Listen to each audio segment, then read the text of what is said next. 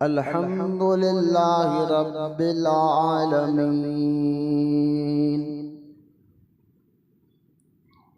वस्सलातु वस्सलामु अला सय्यिदिल मुरसलीन व अला आलिहि व अस्हाबिहि अजमाइन।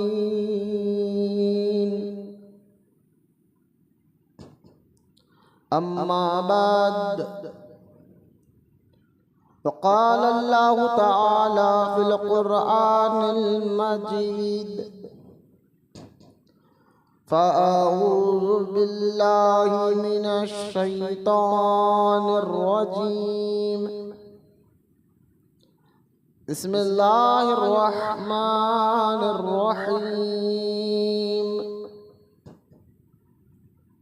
वइज़ा क़ील लहुम आमिनू कमा आमनन्नास आमन्तु बिल्लाहि सदक़ल्लाहुल अलिय्युल अज़ीम। वक़ाल अल्लाहु तआला फ़ी शानि हबीबिहिल करीम इन्नल्लाहा व मलाइकतहु युसल्लूना अलन नबिय्यि या अय्युहल्लज़ीना आमनू सल्लू अलैहि व सल्लिमू तस्लीमा। अल्लाहुम्मा सल्लि अला सय्यिदिना व मौलाना मुहम्मदिन व अला आलिहि व सहबिहि अफ़ज़ल सलवातिका व अददा मालूमातिका व बारिक व सल्लिम सलातन व सलामन अलैका या रसूलल्लाह सल्लल्लाहु तआला अलैहि व आलिहि व सहबिहि व सल्लम। अम्मा बाद, हर तारीफ़ और बड़ाई सिर्फ़ अल्लाह ताला के लिए है जो सारे जहान का मालिक है, मुख्तार है और जो सारे जहान का पालनहार है। मैं इस बात की गवाही देता हूँ कि अल्लाह ताला के सिवा कोई इबादत के लायक नहीं, वो एक है, उसका कोई साथी और शरीक नहीं। और मैं इस बात की भी गवाही देता हूँ कि आपके और हमारे प्यारे आका मौला हुजूर पुरनूर रहमत कौनैन हज़रत सैयदना मोहम्मद मुस्तफ़ा अहमद मुज्तबा सल्लल्लाहु ताला अलैहि व आलिहि व सहबिहि व सल्लम अल्लाह ताला के आखिरी रसूल और उसके बरगुज़ीदा बंदे हैं।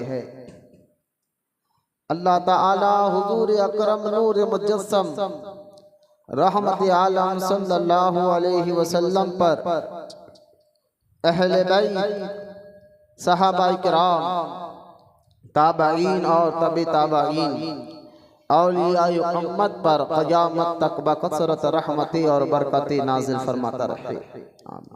मोहब्बत से एक मरतबा दुरूद पाक पढ़े। अल्लाहुम्मा सल्लि अला सय्यिदिना व मौलाना मुहम्मदिन व अला आलिहि व सहबिहि अफ़ज़ल सलवातिका व अददा मालूमातिका व बारिक व सल्लिम सलातन व सलामन अलैका या रसूलल्लाह सल्लल्लाहु तआला अलैहि व आलिहि व सहबिहि व सल्लम। अम्मा बाद, मौअज़्ज़ज़ सामाईन, नौजवान साथियों, अस्सलामु अलैकुम व रहमतुल्लाहि व बरकातुहू।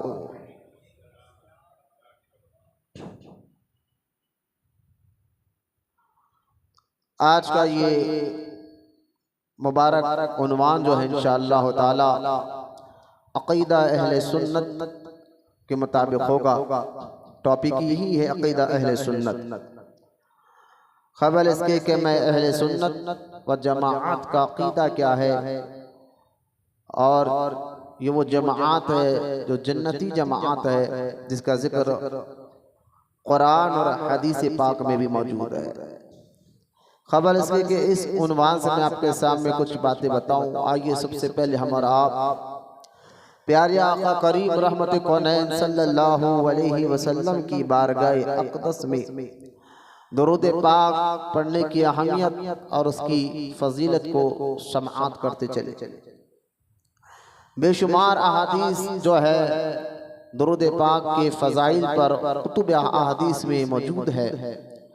उन्हीं अहादीस मुबारका में से एक हदीस पाक में आता है कि अल्लाह के रसूल अलैहि सलातो वसलाम की बारगाह में एक मर्तबा एक सहाबी रसूल सल्लल्लाहु अलैहि वसल्लम ने अर्ज़ की, या रसूल अल्लाह सल्लल्लाहु अलैहि वसल्लम, मैं आप पर दिन भर में एक हिस्सा दुरूद पढ़ना चाहता हूँ, क्या ये मेरे लिए काफ़ी होगा?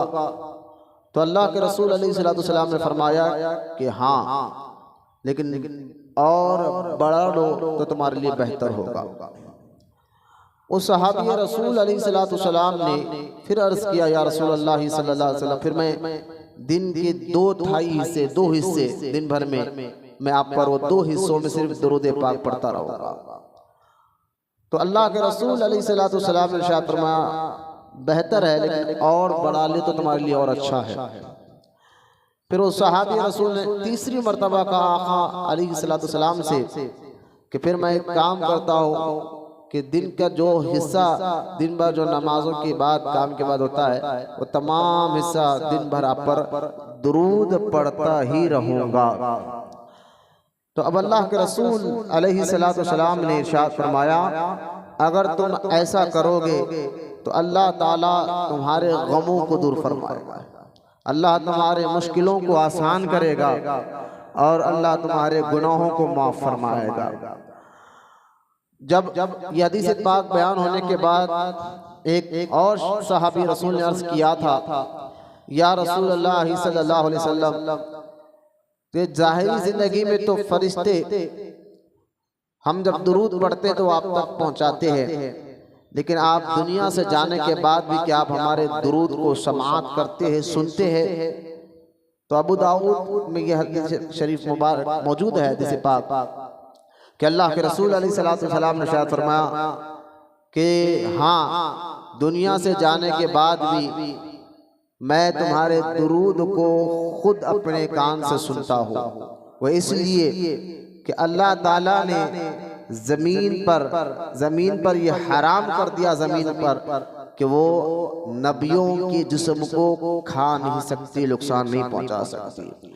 लिहाजा जिस तरह ज़ाहिरी ज़िंदगी में मेरे आका सल्लल्लाहु अलैहि वसल्लम अपने जिस्म अनवर के साथ मौजूद है, इसी तरह अपने रूह जिस्म मुबारक के साथ क़ब्र में भी जिंदा मौजूद है। ये एक नहीं कई अहादीस मुबारका से साबित है। यही अहले सुन्नत व जमात का अक़ीदा है। सहाबा, अहले बैत, ताबईन, तबे ताबईन, सारे बुज़ुर्गान दीन का यही अक़ीदा है कि हुज़ूर सल्लल्लाहु अलैहि वसल्लम जिस तरह ज़ाहिरी ज़िंदगी में थे, इसी तरह क़ब्र मुबारक भी जिंदा जाविद है। लिहाजा दुरूद पाक के बेशुमार फ़ज़ाइल, जहाँ दुरूद पढ़ने से अल्लाह मुसीबतों, परेशानियों, मुश्किलों को आसान करता है। दुरूद पढ़ने वालों को अल्लाह ताला गुनाह भी माफ़ फरमाता है। दुरूद पढ़ने वालों को अल्लाह ताला दोनों जहाँ में कामयाबी भी अता फरमाता है। तो जो अक़ीदत और मोहब्बत से दुरूद पढ़ता है, उसके दुरूद को खुद मेरे आका रहमत कौनैन सल्लल्लाहु अलैहि वसल्लम आज अपने क़ब्र मुबारका में सुनते हैं। लिहाजा हमें चाहिए कि ज़्यादा से ज़्यादा कसरत के साथ हम सबके प्यारे आका करीब रहमत कौनैन सल्लल्लाहु अलैहि वसल्लम की बारगाह अक़दस में दुरूद पाक का नजराना पेश करते रहे, यानी दुरूद पाक पढ़ते रहे। अल्लाह ताला की बारगाह में दुआ करता हूं अल्लाह हम तमाम को कहने सुनने से ज़्यादा अमल की तौफीक अता फरमाए। मोहब्बत से एक मरतबा दुरूद पाक पढ़े। अल्लाहुम्मा सल्ली अला सय्यदना मौलाना मुहम्मद महादिन जूद वल करम वाला आलिहि व बारिक व सल्लिम सलाता व सलामन अलैका या रसूल अल्लाह सल्लल्लाहु तआला अलैहि व आलिहि व सहबिहि व सल्लम। बैठे रहो तो।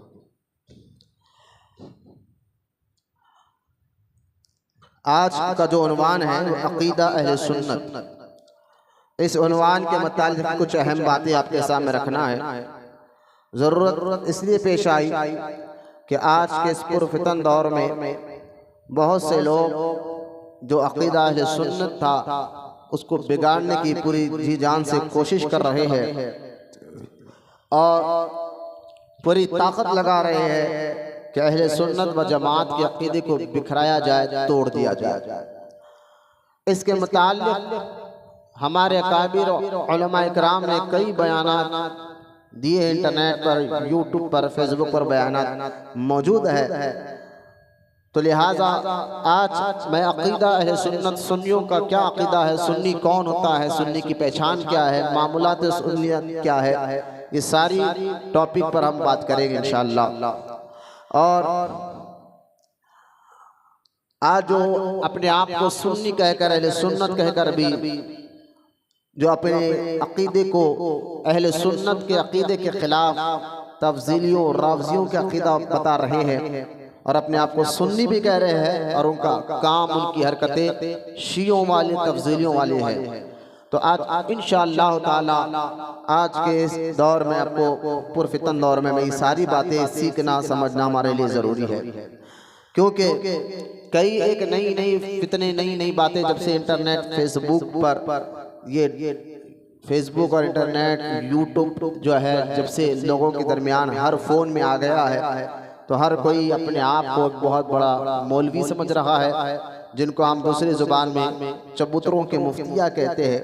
वो भी आजकल यूट्यूब पर, फेसबुक पर, मीडिया के ज़रिए, सोशल मीडिया के ज़रिए इस तरह की हरकतें कर रहे हैं कि दीन और सुन्नियत को बदनाम करने की।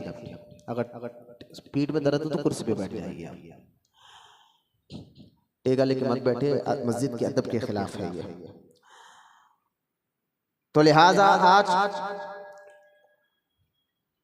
के इस दौर में नए लोग अजीब बातें कर रहे, जो अक़ीदा 1400 साल से, 1300 साल से चलते भी आ रहा है, उस अक़ीदे के खिलाफ बातें कर अजीब सी हरकतें करते नजर आ रहे हैं। तो ज़रूरी था कि आज ये उन्वान, ये टॉपिक पर बयान किया जाए। हाल ही में हमारे हैदराबाद दक्कन में 8-10 दिन या 15 दिन पहले की बात है, एक पंजाब की मस्जिद के मौलवी साहब आए और उनको बुलाया गया, वो हैदराबाद में आए और क्योंकि उनका मकसद यहाँ बयान कर इस्लाह मुआशरा करना था, लोगों में अच्छी बातें बताना था। हालांकि वो नदवी जमात के हैं, यानी बदअक़ीदा जमात के मौलवी थे, अहले सुन्नत व जमात से उनका कोई ताल्लुक़ नहीं था। वो हाल ही में किंग पैलेस जो फंक्शन हाल है, 8-10 दिन पहले वहाँ पर आए और तकरीर की, बयान किया, लोगों को नशे के बारे में बताया, शराब के बारे में बताया, गांजे के बारे में बताया, अफीम के बारे में बताया, और साथ ही साथ शादियों में जो फजूल खर्ची और गैर शरई रस्में हो रही है उस पर भी उन्होंने बताया। फिर बात करते करते उन्होंने एक बात यहाँ तक कह दी कि जो शादियों में पकाकर खिलाते हैं और ज़बरदस्ती दूल्हे वालों को कहते हैं ये खाना बनाओ, तो खाना खिलाते हैं, तो जो लोग शादी का खाना मांगते हैं और जाकर खाते हैं, ऐसे लोगों को क़यामत के दिन हुजूर अपने हाथ से कौसर का पानी नहीं पिलाएंगे। ये जुमला और पंजाब के मौलवी साहब हैदराबाद में आए, बोले, चले गए। अब हुआ ये जो बात थी उनकी कि पंजाब के जो मौलाना, ख़ास तौर से सुने इन बातों को, जो ये बात थी कि पंजाब के ये मौलाना साहब ने ये बात कह दी कि शादी में जो लोग खाना खाते हैं जाकर दुल्हन वालों से, उनके लिए जो है क़यामत के दिन हुजूर कौसर का पानी, क़यामत के दिन आबे कौसर, ये हुजूर अलैहिस्सलाम अपने ग़ुलामों को पिलाते रहेंगे, और जिसको हुजूर ये पानी पिला दे वो प्यासा नहीं होगा, क्योंकि कौसर का जो पानी है क़यामत के दिन हुजूर पिलाएंगे अलैहिस्सलाम, क़यामत का एक दिन 50,000 साल के बराबर होगा। तो बड़ी प्यास होगी, शिद्दत होगी, तो लिहाजा हुजूर अपने ग़ुलामों और ईमान वालों को अपने हाथ से जाम कौसर पिलाएंगे। अब ये वसवसा लोगों को जहन में उठ गया कि ये तो अजीब बात हो गई कि अगर दुल्हन वाले अपनी तरफ से भी खाना खिलाए, तो मौलाना साहब तो आए, बके चले गए कि क़यामत के दिन अल्लाह ताला हुजूर अलैहिस्सलाम उनको जो है जामे कौसर नहीं पिलाएंगे, इस तरह की बकवास तो करके चले गए। अब वो सोशल मीडिया पे फेसबुक पर वो बयान बहुत फिरा, कैसा होगा कैसा हो गया। आम आदमी के ज़हन में भी परेशानी हो गई कि शादी में जाकर अगर खाना खाएंगे तो इतना बड़ा गुनाह है। अब हुआ ये कि क्योंकि आप जानते कि सोशल मीडिया का दौर है, तो एक सोशल वर्कर है, उन्होंने फेसबुक पे अहले हदीस जमात के मौलाना को फ़ोन किया और फ़ोन कर कर उनसे पूछा कि जनाब ऐसा ऐसा पंजाब के मौलाना आए और आकर बोलकर चले गए, आप इसके बारे में क्या कहें।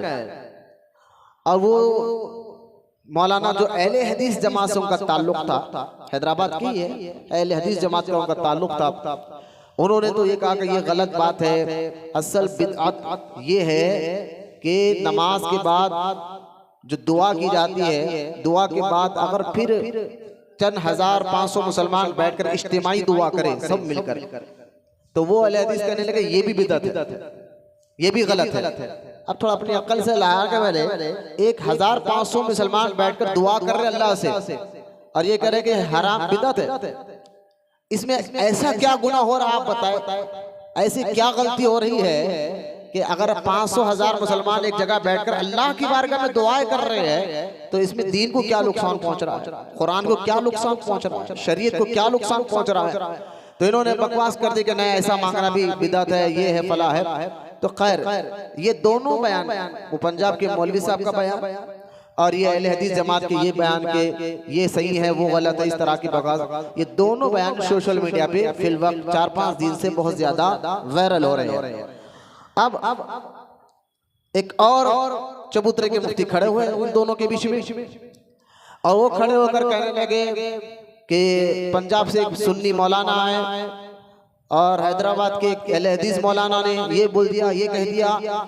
इन्होंने वो भी हदीस नंबर बता रहे हैं, बुखारी शरीफ के हदीस नंबर 135 बता रहे हैं या 1035 नंबर बता कर कह रहे हैं ये पढ़ो कि क़यामत के दिन कौसर का पानी हुजूर किसको नहीं पिलाएंगे, ये हदीस में आया है। लिहाजा ये जो तीसरे मुफ्ती साहब थे, इन्होंने मीडिया पर धूम मचाई और मचा कर इन्होंने कहा कि ये सुन्नी इमाम ये कह रहा है, वहाबी इमाम ये कह रहा है, जबकि ये दोनों मौलानों का अहले सुन्नत से कोई ताल्लुक ही नहीं है।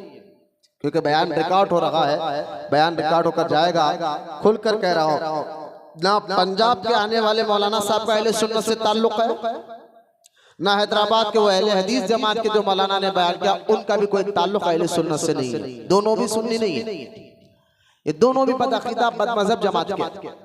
तो पहले तो इन दोनों के आपस की बातें अहले सुन्नत पर ना थोपी कि सुन्नी इमाम ऐसा बोले, सुन्नी इमाम ऐसा बोले, ये गलत है। तो आज ये सारी बातों को देखकर मैं को मजबूर हो गया। हालात तो ये चल रहे कि लोग खास तौर पर दुनिया भर में, क्या हैदराबाद में ओल्ड सिटी में भी कई नौजवान बच्चे नशे की आदत उनकी बिगड़ते जा रही है। अल्हम्दुलिल्लाह हमने कई बार नशिस्त यहाँ पर इस जुम्मा में बयान किया और नशा के बारे में और नौजवान नस्ल के बारे में कई बार बयान करते रहते हैं, लेकिन बात असल क्या है, अगर किसी का अकीदा और ईमान बिगड़ जाए तो यकीन जाने वो कितने भी नमाजें पढ़ ले, कितने भी रोजे रख ले, अगर ईमान उसका सही नहीं है तो अल्लाह ताला उसकी मग़फ़िरत नहीं फरमाता। तो असल ईमान है, असल अकीदा है, ये सही होगा तो अल्लाह ताला उसकी इबादतों को भी कबूल फरमाता।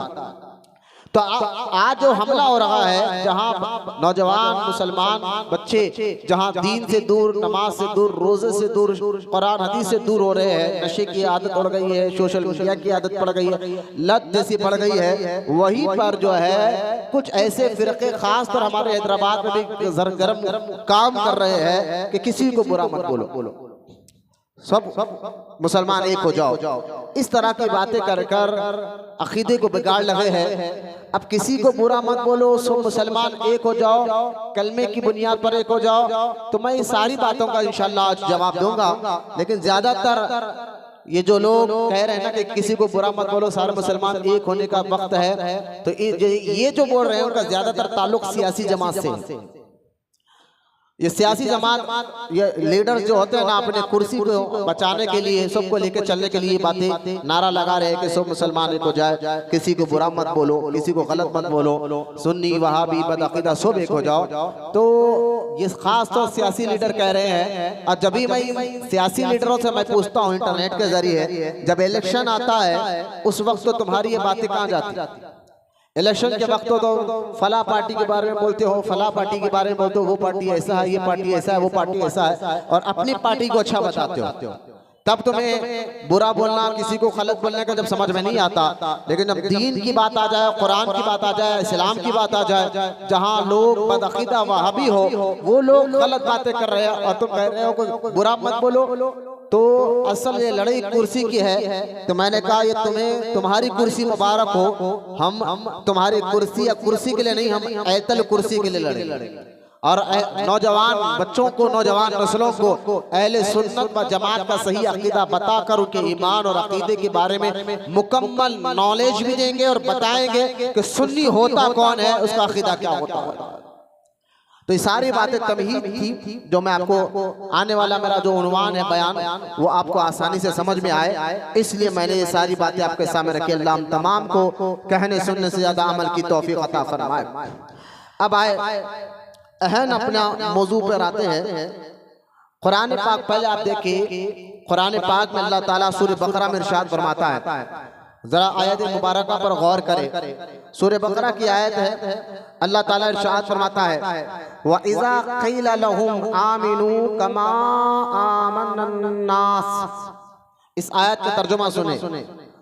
अल्लाह ताला इरशाद फरमाता है, और उनसे कहा जाए, किनसे? मुनाफिकों से। जब उनसे कहा जाए ईमान लाओ जैसे नबी के सहाबा ने ईमान लाया है।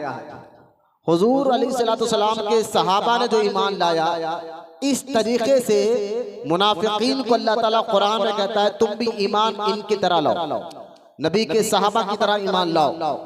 तो वो मुनाफिकीन क्या कहते थे? अब देखिए मुनाफिकीन कहते खालू आनुमिनु कमा आमना सुफहा अला इन्नहुम हुम सुफहा वलाकिन ला यअलमून। ये आयत मुबारक सूरह बकरा की है। जब अल्लाह ताला ने मुनाफिकों से कहा कि तुम लोग मेरे महबूब के सहाबा की तरह अकीदा रखो, मेरे महबूब के सहाबा की तरह ईमान लाओ, मेरे महबूब के सहाबा के तरीके को अपनाओ, तो मुनाफिकिन क्या कहने लगे? कालू, क्या हम, बोले मुनाफिकिन कहने लगे क्या हम ऐसे बेवकूफ लोगों की तरह ईमान लाए, माज़अल्लाह अहमकों की तरह ईमान लाए। और वो अहमक नहीं जानते, यानी ये लोग तो बेवकूफ लोग हैं, माज़अल्लाह अहमक लोग हैं, बेवकूफ लोग हैं, दीवाने हैं, इनको क्या मालूम है ईमान कैसे लाना है।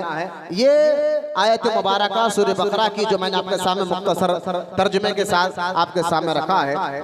अब इस आयत मुबारक से पता चला कि अल्लाह ताला की बारगाह में ऐसा ईमान अल्लाह कबूल करता है लोगों का। यह आयत का पहला मतलब समझिए आप, अल्लाह ताला ऐसे लोगों का ईमान कबूल करता है, कलमे पढ़ने को कबूल करता है, नमाज को कबूल करता है, रोज़ों को कबूल करता है, उसकी इबादतों को कबूल करता है। कैसे लोगों का? जो लोग हुजूर के सहाबा की तरह ईमान लाए, ऐसे लोगों का ईमान अल्लाह की बारगाह में कबूल है। और ये आयत मुबारक से पता चल गया कि ऐसे लोग जो है हुजूर की बारगाह में मकबूल होते हैं, सहाबा की तरह ईमान लाना। और मुनाफिकीन माज़अल्लाह उन सहाबा को अहमक कहते थे, बेवकूफ कहते थे, माज़अल्लाह सुम्मा माज़अल्लाह। अब गौर करें वो मुनाफिक कौन है। मुनाफिक का जिक्र कुरान पाक में अल्लाह ताला ने सूरह बकरा में भी किया, सूरह तौबा में भी किया, और कई सूरों में, बल्कि 28वें पारे में अल्लाह ताला ने मुनाफिकों के नाम से एक सूरत है सूरह मुनाफिकून, पूरा उनकी डिटेल अल्लाह ताला ने सूरह मुनाफिकून में ही बयान किया। अब जरा मुनाफिक होता कौन है, जरा उसकी डिटेल सुन ले, फिर उसके बारे में ये आयत आपको समझ में आएंगी। मैं कहना क्या क्या चाहता हूँ कि मक्का में हुजूर सल्लल्लाहु अलैहि वसल्लम अपने नबी होने का ऐलान किया, 13 साल मक्का में रहे। जितने सहाबा ईमान लाए उन तमाम को लेकर फिर अल्लाह का हुक्म हुआ मक्का छोड़कर मदीने पाक जाने का। अब हुजूर अलैहिस्सलाम मदीना मुनव्वरा आ गए तो वहां पर एक ग्रुप था, एक गुरूह था जिसका नाम अब्दुल्ला बिन उबई था। अब्दुल्ला बिन उबय मदीना मुनव्वरा में लोग, क्योंकि मदीने पाक में मदीना मुनव्वरा में दो कबीले बड़े मशहूर थे, दो कबीले, दो खानदान मदीने मुनव्वरा। हुजूर के दौर की बात कर रहा हूँ, सुस्ती काहली को खत्म करके मेरी बात को गौर से समाअत फरमाए ताकि आपका ईमान और अकीदा मजबूत हो। मदीने पाक में मदीना मुनव्वरा में दो कबीले बड़े मशहूर थे। हुजूर जब मदीना गए मक्का छोड़कर, एक कबीले का नाम कबीले औस था, अलीफ वाव सिन औस, और एक कबीले का नाम कबीला खजरज था। खजरज और कबीला, जैसा कबीला खानदान, कोई मिर्जा है, कोई मोहम्मद है, कोई शेख है, इस तरह कबीले दो मदीने मशहूर थे, औस और खजरज। और ये दोनों कबीले मदीना मुनव्वरा में इनके खानदान बड़े थे, लोग ज्यादा थे, और आपस में इन दोनों कबीलों की अक्सर छोटी छोटी बात में लड़ाई झगड़े बहुत होते। ये दोनों खानदान में, दोनों कबीलों में लड़ाइयाँ बहुत होते थे। तो अब्दुल्ला बिन उबय क्या करता था, उसको ख्वाहिश थी सीट लेने की, सरदार बनने की, बड़े होने की। तो अब्दुल्ला बिन उबय कभी इन दोनों में लड़ाई होती तो इन दोनों में सुलह कराता, बातचीत कराता। ख्वाहिश क्या थी उसकी कि ये दोनों कबीले वाले मुझे अपना सरदार बना ले। तो लिहाजा अब्दुल्ला बिन उबय जो है दो कबीलों में जब भी लड़ाई होती सुधार करता और लड़ाई झगड़े को खत्म करता। अब हुआ ये कि दोनों कबीले के बड़े बड़े खानदान के लोग आकर बैठकर बोलने लगे, भाई कब तक हम आपस में लड़ते रहेंगे, लिहाजा किसी को अपना बड़ा बना लेते हैं ताकि उनके जरिए जब भी हमारे अंदर कोई लड़ाई झगड़ा हो तो सुलह हो जाए, बहुत हो जाए। तो सबकी नजर उस वक्त मदीना मुनव्वरा में अब्दुल्ला बिन उबय पर नजर गई। अब्दुल्ला बिन उबय को लोगों ने कहा कि भाई आप हम कबीले के सरदार बन जाइए, और जैसा आप कहेंगे वैसा जो है हम मदीने में वैसा सियासत लेकर चलेंगे, हुकूमत लेकर चलेंगे, वैसा तरीका लेकर चलेंगे। आप गौर फरमाएं, अब ये बात चल ही रही थी कि अब्दुल्ला बिन उबय को हमारा सरदार बना लेंगे, और उसके लिए एक ताज बनाया गया, जैसे कि एक राजा को ताज पहनाते हैं, अपने मदीना मुनव्वरा में उसको बड़ा करने के लिए उसके लिए एक ताज बनाया गया। ये काम मदीने में चल ही रहा था। कबीले औस और कबीले खजरज के लोग अब्दुल्ला बिन उबय को अपना सरदार बनाने ही वाले थे। अल्लाह का फजल देखे ऐसे दरमियान में हुजूर मदीने चले गए अलैहिस्सलातु वस्सलाम। हुजूर मदीने मुनव्वरा चले गए, अल्लाह का हुक्म था कि मक्का छोड़ो, मदीना चले जाओ। अब मदीने क्योंकि कई सहाबा इकराम थे मदीने में, और वो हुजूर के अखलाक और मिजाज से जानते थे, तो सारे मदीने के लोग को मालूम हुआ कि मोहम्मद रसूलुल्लाह है, अल्लाह के रसूल अलैहिस्सलातु वस्सलाम। तो सारे लोगों ने अब्दुल्ला बिन उबय को छोड़ा और छोड़कर हुजूर अलैहिस्सलातु वस्सलाम को मदीने मुनव्वरा का सरदार मान लिया। अब गौर फरमाएं, और थे भी बात भी सही थी, गलत नहीं था। जब सरदार मान लिया तो अब्दुल्ला बिन उबय की तो कुर्सी चले गई, सीट चले गई। तो ये बाज़ाहिर लोगों की नजर में ये बहुत मिलनसार आदमी था, दिखने में लोगों से अच्छी बात करता था, मिल के बात करता था, मीठी बात करता था, लेकिन अंदर जो है खुन्नस बहुत थी, यानी उसको अपने कुर्सी की लालच थी। ऐसे कई लोग आज भी आपको मिल जाएंगे, ऊपर से तो मीठी छुरी नजर आते हैं लेकिन अंदर से पूरा जहर भरा हुआ होता है। ऐसे लोग आज भी मिलेंगे आपको। तो ये मुनाफिकों जैसी आदत है कि सामने कुछ और पीछे कुछ रहना। तो अब्दुल्ला बिन उबय को दिल ही दिल में जब हुजूर मदीने मुनव्वरा में आए, हुजूर का चर्चा हुआ, तो अब्दुल्ला बिन उबय ने देखा कि सब लोग इस वक्त हुजूर का कहना मान रहे हैं, कलमा पढ़ रहे हैं, मुसलमान हो रहे हैं। तो अब्दुल्ला बिन उबय क्या करा कि ये भी बाज़ाहिर क्योंकि लोगों से मिलनसार रखता था, दिखने में लड़ाई झगड़ा नहीं चाहता था ये, लेकिन तो अंदर तो खुन्नस थी बुरा। तो ये दिखने में इसने क्या किया अब्दुल्ला बिन उबय कि लोगों में इसका नाम हो कि भाई मैं तो मिलनसार आदमी हूँ, झगड़े की बात नहीं करता। नाम होने के लिए अब्दुल्ला बिन उबय ने भी कलमा पढ़ लिया, जुबानी तौर पर कलमा पढ़ लिया। समझते हैं कलमे का मतलब ला इलाहा इल्लल्लाह मुहम्मद रसूलुल्लाह, अल्लाह के अलावा कोई इबादत के लायक नहीं, हुजूर अल्लाह के रसूल है अलैहिस्सलातु वस्सलाम, कलमा पढ़ लिया।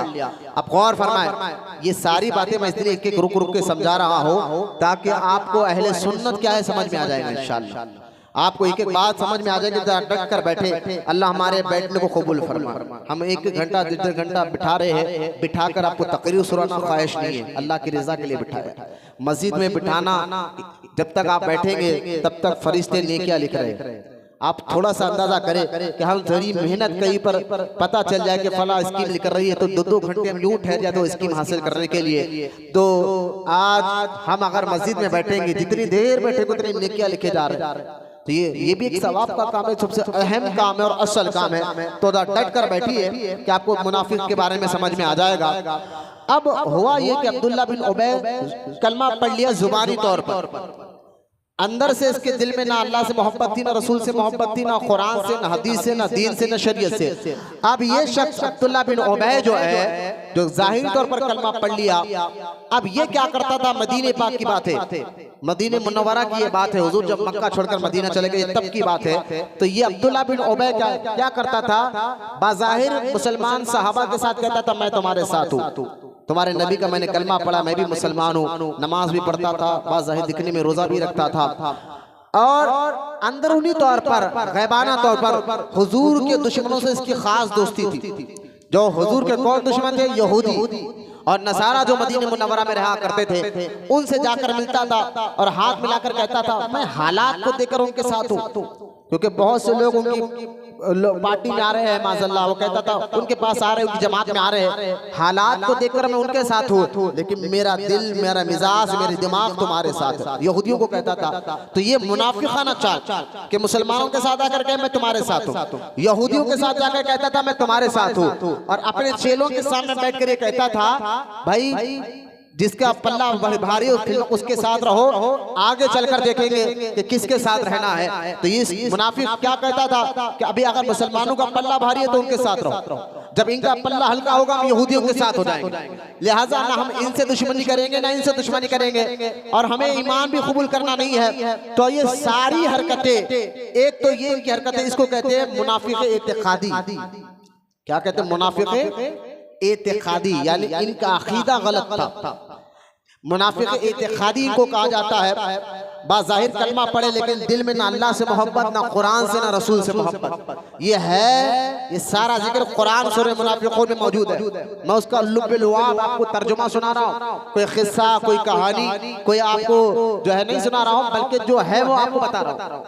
तो इन लुब्बुल लुआब को आप समझिए कि मुनाफिकीन जो है कलमा तो पढ़ते थे, नमाज भी पढ़ते थे, हुजूर के पीछे नमाज पढ़ते थे, नमाज पढ़ते थे, रोजा रखते थे, लेकिन फिर भी उनको ना अल्लाह से मोहब्बत थी, ना दीन से, ना शरीयत से। बस देख लिया पल्ला मुसलमानों का भारी है तो इनके साथ रहो, जब इधर पल्ला हल्का देख जाए तो यहूदियों के साथ रहो, और टोटल इनके अंदर से पूरी दुश्मनी यहूदियों से और नसरानियों से। इनको कहा जाता है मुनाफिक। कुरान में 28 पारे में अल्लाह ताला ने इन्हीं मुनाफिकों के बारे में कहा, सूरह मुनाफिकून 28वां पारा और सूरह बकरा। अब ये आयत मुबारक भी आप देखें, जो मुनाफिकीन, आप समझ के मुनाफिक कहते किसको, और आसान कहकर समझाता हो, मुनाफिक उसको कहते हैं, एक होता है काफिर और एक होता है मुनाफिक। काफिर को देखकर हम पहचान लेते हैं कि काफिर है, क्योंकि उसकी हरकतें बताते हैं, सर का मुट्ठुल बताता है, तो उसको देखकर हम पहचान लेते हैं कि काफिर है। और मुनाफिक कौन होता है, छुपा हुआ काफिर होता है।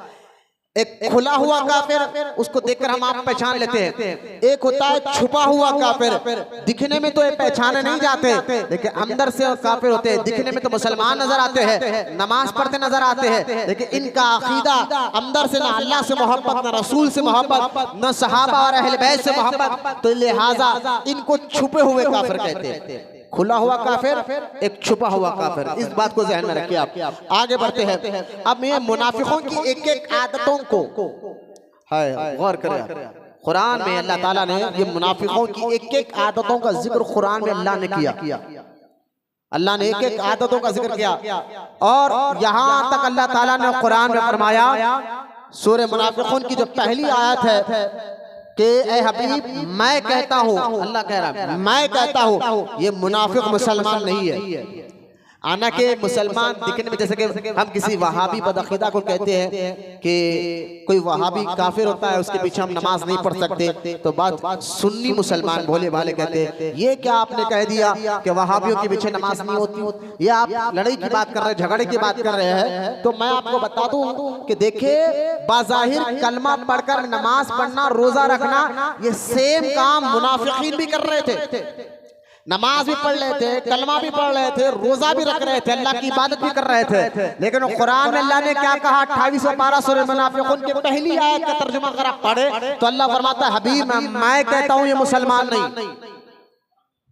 तो अगर किसी की इबादत को देखकर, कोई तबलीगी जमात का है, कोई देखिए गाली की भी बात नहीं, कोई लड़ाई झगड़े की बात नहीं, तबलीगी जमात वाले खुद कहते हैं हम तबलीगी जमात वाले, अहले हदीस खुद कहते हैं हम अहले हदीस जमात वाले हैं, देवबंदी खुद कहते हैं हम देवबंदी है। तो हम कोई गाली या लड़ाई की बात नहीं कर रहे हैं, जो वो कहते हैं हम वो आपको बता रहे हैं। जैसे कि हम अहले सुन्नत व जमात के कहते हैं हम सुन्नी मुसलमान, लिहाजा तो ये तमाम अहले हदीस, देवबंदी और तबलीगी जमात, क्योंकि हमारे हैदराबाद दक्कन में ओल्ड सिटी में हमारे खास तौर पर सबसे ज्यादा दबदबा तबलीगी जमात वालों का। हाँ जरा सुनिए आप गौर से, तबलीगी जमात वाले हमारे हैदराबाद, उनके अकीदे क्या मैं आगे बताऊंगा आपको इंशाल्लाह। तबलीगी जमात वालों का बहुत ज्यादा दबदबा है हमारे हैदराबाद ओल्ड सिटी में खास तौर पर, और तकरीबन मस्जिदों में इनके इमाम है। ये बाज़ाहिर बहुत इबादत गुजार नजर आएंगे आपको, नमाज पढ़ते, रोजा रखते, इबादत करते, तस्बीह लेकर, किसी को बुरा नहीं बोलना चाहिए। लेकिन इनकी पहचान कब होगी? जब उनकी किताबें अगर आप पढ़ेंगे, इनकी पहचान कब होगी?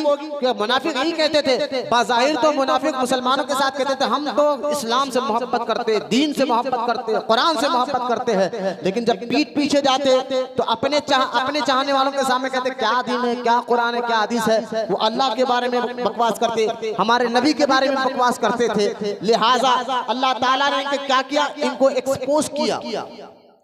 अल्लाह ताला ने के बातों को कुरान में जिक्र किया कि ये ऐसी हरकतें कर रहे हैं। तो आज भी अगर कोई बदअकीदा जमात वाला हो और मैं कह रहा हूँ उसके पीछे नमाज नहीं होगी, तो आप अगर आके कहेंगे मौलाना वो तो इमाम साहब है, हाफिज कुरान है, नमाज पढ़ते हैं, नमाज पढ़ाते, अच्छी बातें करते हैं, आप ये क्यों कह रहे हैं? तो मैं आपको यही तो समझाना चाहता हूँ, उनकी इबादतों को देखकर आप नरम ना पड़े कि उनके अकीदे खराब होते हैं, उनके मामलात खराब होते हैं और उनका अकीदा माज़अल्लाह क्या है मैं अभी आगे चलकर बताऊंगा। तो कहने का मकसद ये है कि मुनाफिकीन की एक एक आदत का जिक्र अल्लाह ताला ने कुरान में कर दिया। और यही आयत मुबारका देखिए आप, सहाबा के बारे में मैं आयत का तर्जुमा बता रहा हूँ। अल्लाह कुरान में क्या कह रहा है? वइज़ा क़ीला लहुम आमिनू कमा आमनन नास। अल्लाह कुरान में कह रहा है कि ऐ लोगों ऐसे ईमान लाओ जैसे नबी के सहाबा ने ईमान लाया, नबी के सहाबा ने ईमान लाया। तो ये मुनाफिक क्या कहते थे? हम अहमकों की तरह ईमान लाया, ये हमारे से नहीं हो सकता। क्योंकि जब मदीने मुनव्वरा में हुजूर आए ना मक्का छोड़कर कुछ सहाबा को ले लेकर, उस वक्त मुसलमानों की तादाद कम थी, मुसलमानों की तादाद क्या थी? कम थी। और हुजूर सल्लल्लाहु अलैहि वसल्लम का जो कलमा पढ़कर लोग मुसलमान हो रहे थे सहाबा, तो दिखने में बाज़ाहिर वो लोग कमजोर थे, पैसे से गरीब आदमी जैसे बोलते हैं ये गरीब लोग हैं, तो दिखने में बाज़ाहिर सहाबा पैसे से कमजोर थे, गरीब लोग थे। ज्यादातर गरीब लोग सहाबा मुसलमान हो रहे थे, हुजूर के पास आ रहे थे, कलमा पढ़ रहे थे। तो मुनाफिकीन कहने लगे भाई इनके पास तो गरीब लोग आ रहे और अमीर लोग तो यहूदी है, ये नसराई है, लिहाजा ऐसे लोगों के हम ईमान क्यों लाए? हम तो अमीरों के साथ है, इन गरीबों के साथ हमारा क्या है? तो लिहाजा मुनाफिकीन मदीने में क्या कहते थे? बाज़ाहिर कलमा तो पढ़ लेते लेकिन कहते थे ये जो सहाबा है ये अहमक है, इनको अकल नहीं माज़अल्लाह, इस तरह की बातें कर रहे थे। तो अल्लाह, मैं आयत मुबारक जो मैंने आपके सामने पढ़ी है जिसमें अल्लाह ताला फरमाता है ऐसे ईमान लाओ जैसे नबी के सहाबा ने ईमान लाया है। तो इस आयत का पहला मतलब ये समझ में आ गया कि सहाबा जैसे ईमान को अल्लाह कबूल फरमाता है। नमाज बाद में है, गौर से सुने आप लोग, नमाज बाद में है, रोजा बाद में है, हज बाद में है, अल्लाह ने अगर आपको माल दिया आप ज़कात दे रहे ये बाद में है, माँ बाप की आप खिदमत कर रहे ये बाद में है, बीवी बच्चों का हक अदा कर रहे ये बाद में है, रिज़्क़ हलाल आप कमा रहे ये बाद में है, हलाल पैसे कमा रहे मेहनत कर रहे ये बाद में है। लेकिन असल ईमान पहले है, अकीदा पहले है, ईमान पहले है। और जिसका अकीदा और ईमान सहाबा की तरह होगा ऐसे मुसलमानों की इबादतों को अल्लाह कबूल फरमाता है, ऐसे मुसलमानों की इबादतों की नमाज को अल्लाह कबूल फरमाता है, ऐसे मुसलमानों की इबादतों के रोज़ों को अल्लाह कबूल फरमाता है, ऐसे मुसलमानों की इबादतों को अल्लाह ताला उनके नमाज हो, रोज़ा हो, हज हो, ज़कात हो, माँ बाप की खिदमत हो, बीवी बच्चों का हक हो, पड़ोसियों का हक हो, रिज़्क़ हलाल हो, तो उनकी इबादतों को अल्लाह कबूल फरमाता है जिनका ईमान सहाबा की तरह है। जिनका अकीदा सहाबा की तरह होगा। अब ये सारी बातें कुरान की एक आयत। अब सवाल ये उठता है कि हजरत बात तो इतनी तो हमें समझ में आ गई कि सुन्नी वो होता है जिसका ईमान सहाबा की तरह हो। क्यों? कि यही कुरान में अल्लाह ने फरमाया, मेरे नबी के सहाबा की तरह ईमान लो। अब सवाल ये उठता है कि ठीक है, नबी के सहाबा का ईमान क्या था? नबी के सहाबा का तरीका क्या था? वो कलमा पढ़ते थे, जैसे हम कलमा पढ़ ले वो भी ऐसी कलमा पढ़ते थे। जैसा हम नमाज पढ़ ले सहाबा भी ऐसी नमाज पढ़ते थे। जैसा हम रोजा रख रहे सहाबा भी ऐसा रोजा रखते थे। जैसा हम हज कर रहे सहाबा भी यही तरीके से हज करते थे। जैसा हम बीवी बच्चों का हक अदा कर रहे हैं, सहाबा भी इसी तरह बीवी बच्चों का हक अदा करते थे। जिस तरह हम हलाल रोटी कमाने के लिए मेहनत मशक्कत मजदूरी कर रहे हैं, सहाबा भी यही काम करते थे। और आप कह रहे कि कुरान में अल्लाह कहता है सहाबा की तरह ईमान लाओ, तो हम तो वही काम कर रहे हैं। मैं कहता हूँ देखिए, ये सारे आमाल तो एक तरफ है, यकीनन हम अहले सुन्नत व जमात सहाबा की तरह ईमान लाए और इसी ईमान को अल्लाह कबूल फरमाता है। लेकिन नमाज हो, रोजा हो, हज हो, ज़कात हो, हलाल का मामला हो, हराम का मामला हो, ये सारे चीजें बाद में है। पहले सहाबा का अकीदा और ईमान को देखा जाएगा।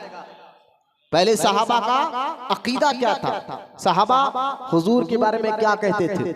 सहाबा अल्लाह के बारे में क्या कहते थे? सहाबा हुजूर दुनिया से जाने के बाद भी हुजूर की कब्र की ज़ियारत के लिए जाया करते थे। सहाबा हुजूर को दुनिया से जाने के बाद भी या रसूलुल्लाह अल मदद कहा करते थे। यह अकीदा। तो अल्लाह ने कुरान में क्या कहा? सहाबा की तरह ईमान लाओ। जब हमने सहाबा के अकीदे को हमने देखा, सुन्नत व जमात ने देखा कि सहाबा का वही अकीदा था कि वो दुनिया से जाने के बाद भी हुजूर से मदद मांगते थे, दो हुजूर को अपने कब्र में जिंदा समझते थे। तो ये सारी बातें जो सहाबा के अकीदे के हैं, वही अकीदा अहले सुन्नत व जमात हमें सिखाता है। वही अकीदा अहले सुन्नत व जमात हमें सिखाता है। लिहाजा अब बात आ गई, फिर भी अब आ जाए, मैं इसको और खोलकर समझाता हूँ। जामे तिरमिज़ी में हदीस पाक है, तिरमिज़ी शरीफ में, मिशकात शरीफ तिरमिज़ी शरीफ में हदीस पाक है और ये हदीस सही हदीस है। जरा हदीस सुनिए आप।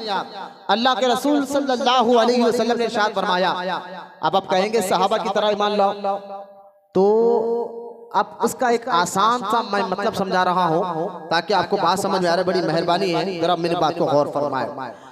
अल्लाह के रसूल अलैहिस्सलाम ने इरशाद फरमाया, जामे तिरमिज़ी में हदीस पाक है, व इन्ना बनी इसराईल, अल्लाह के रसूल फरमा रहे अलैहिस्सलाम, व इन्ना बनी इसराईल क़द तफ़र्रक़त अला सनतैन व सबईन मिल्लता व सतफ़र्रिक़ उम्मती अला सलास व सबईन मिल्लतन कुल्लुहुम फिन्नार इल्ला मिल्लतun वाहिदा।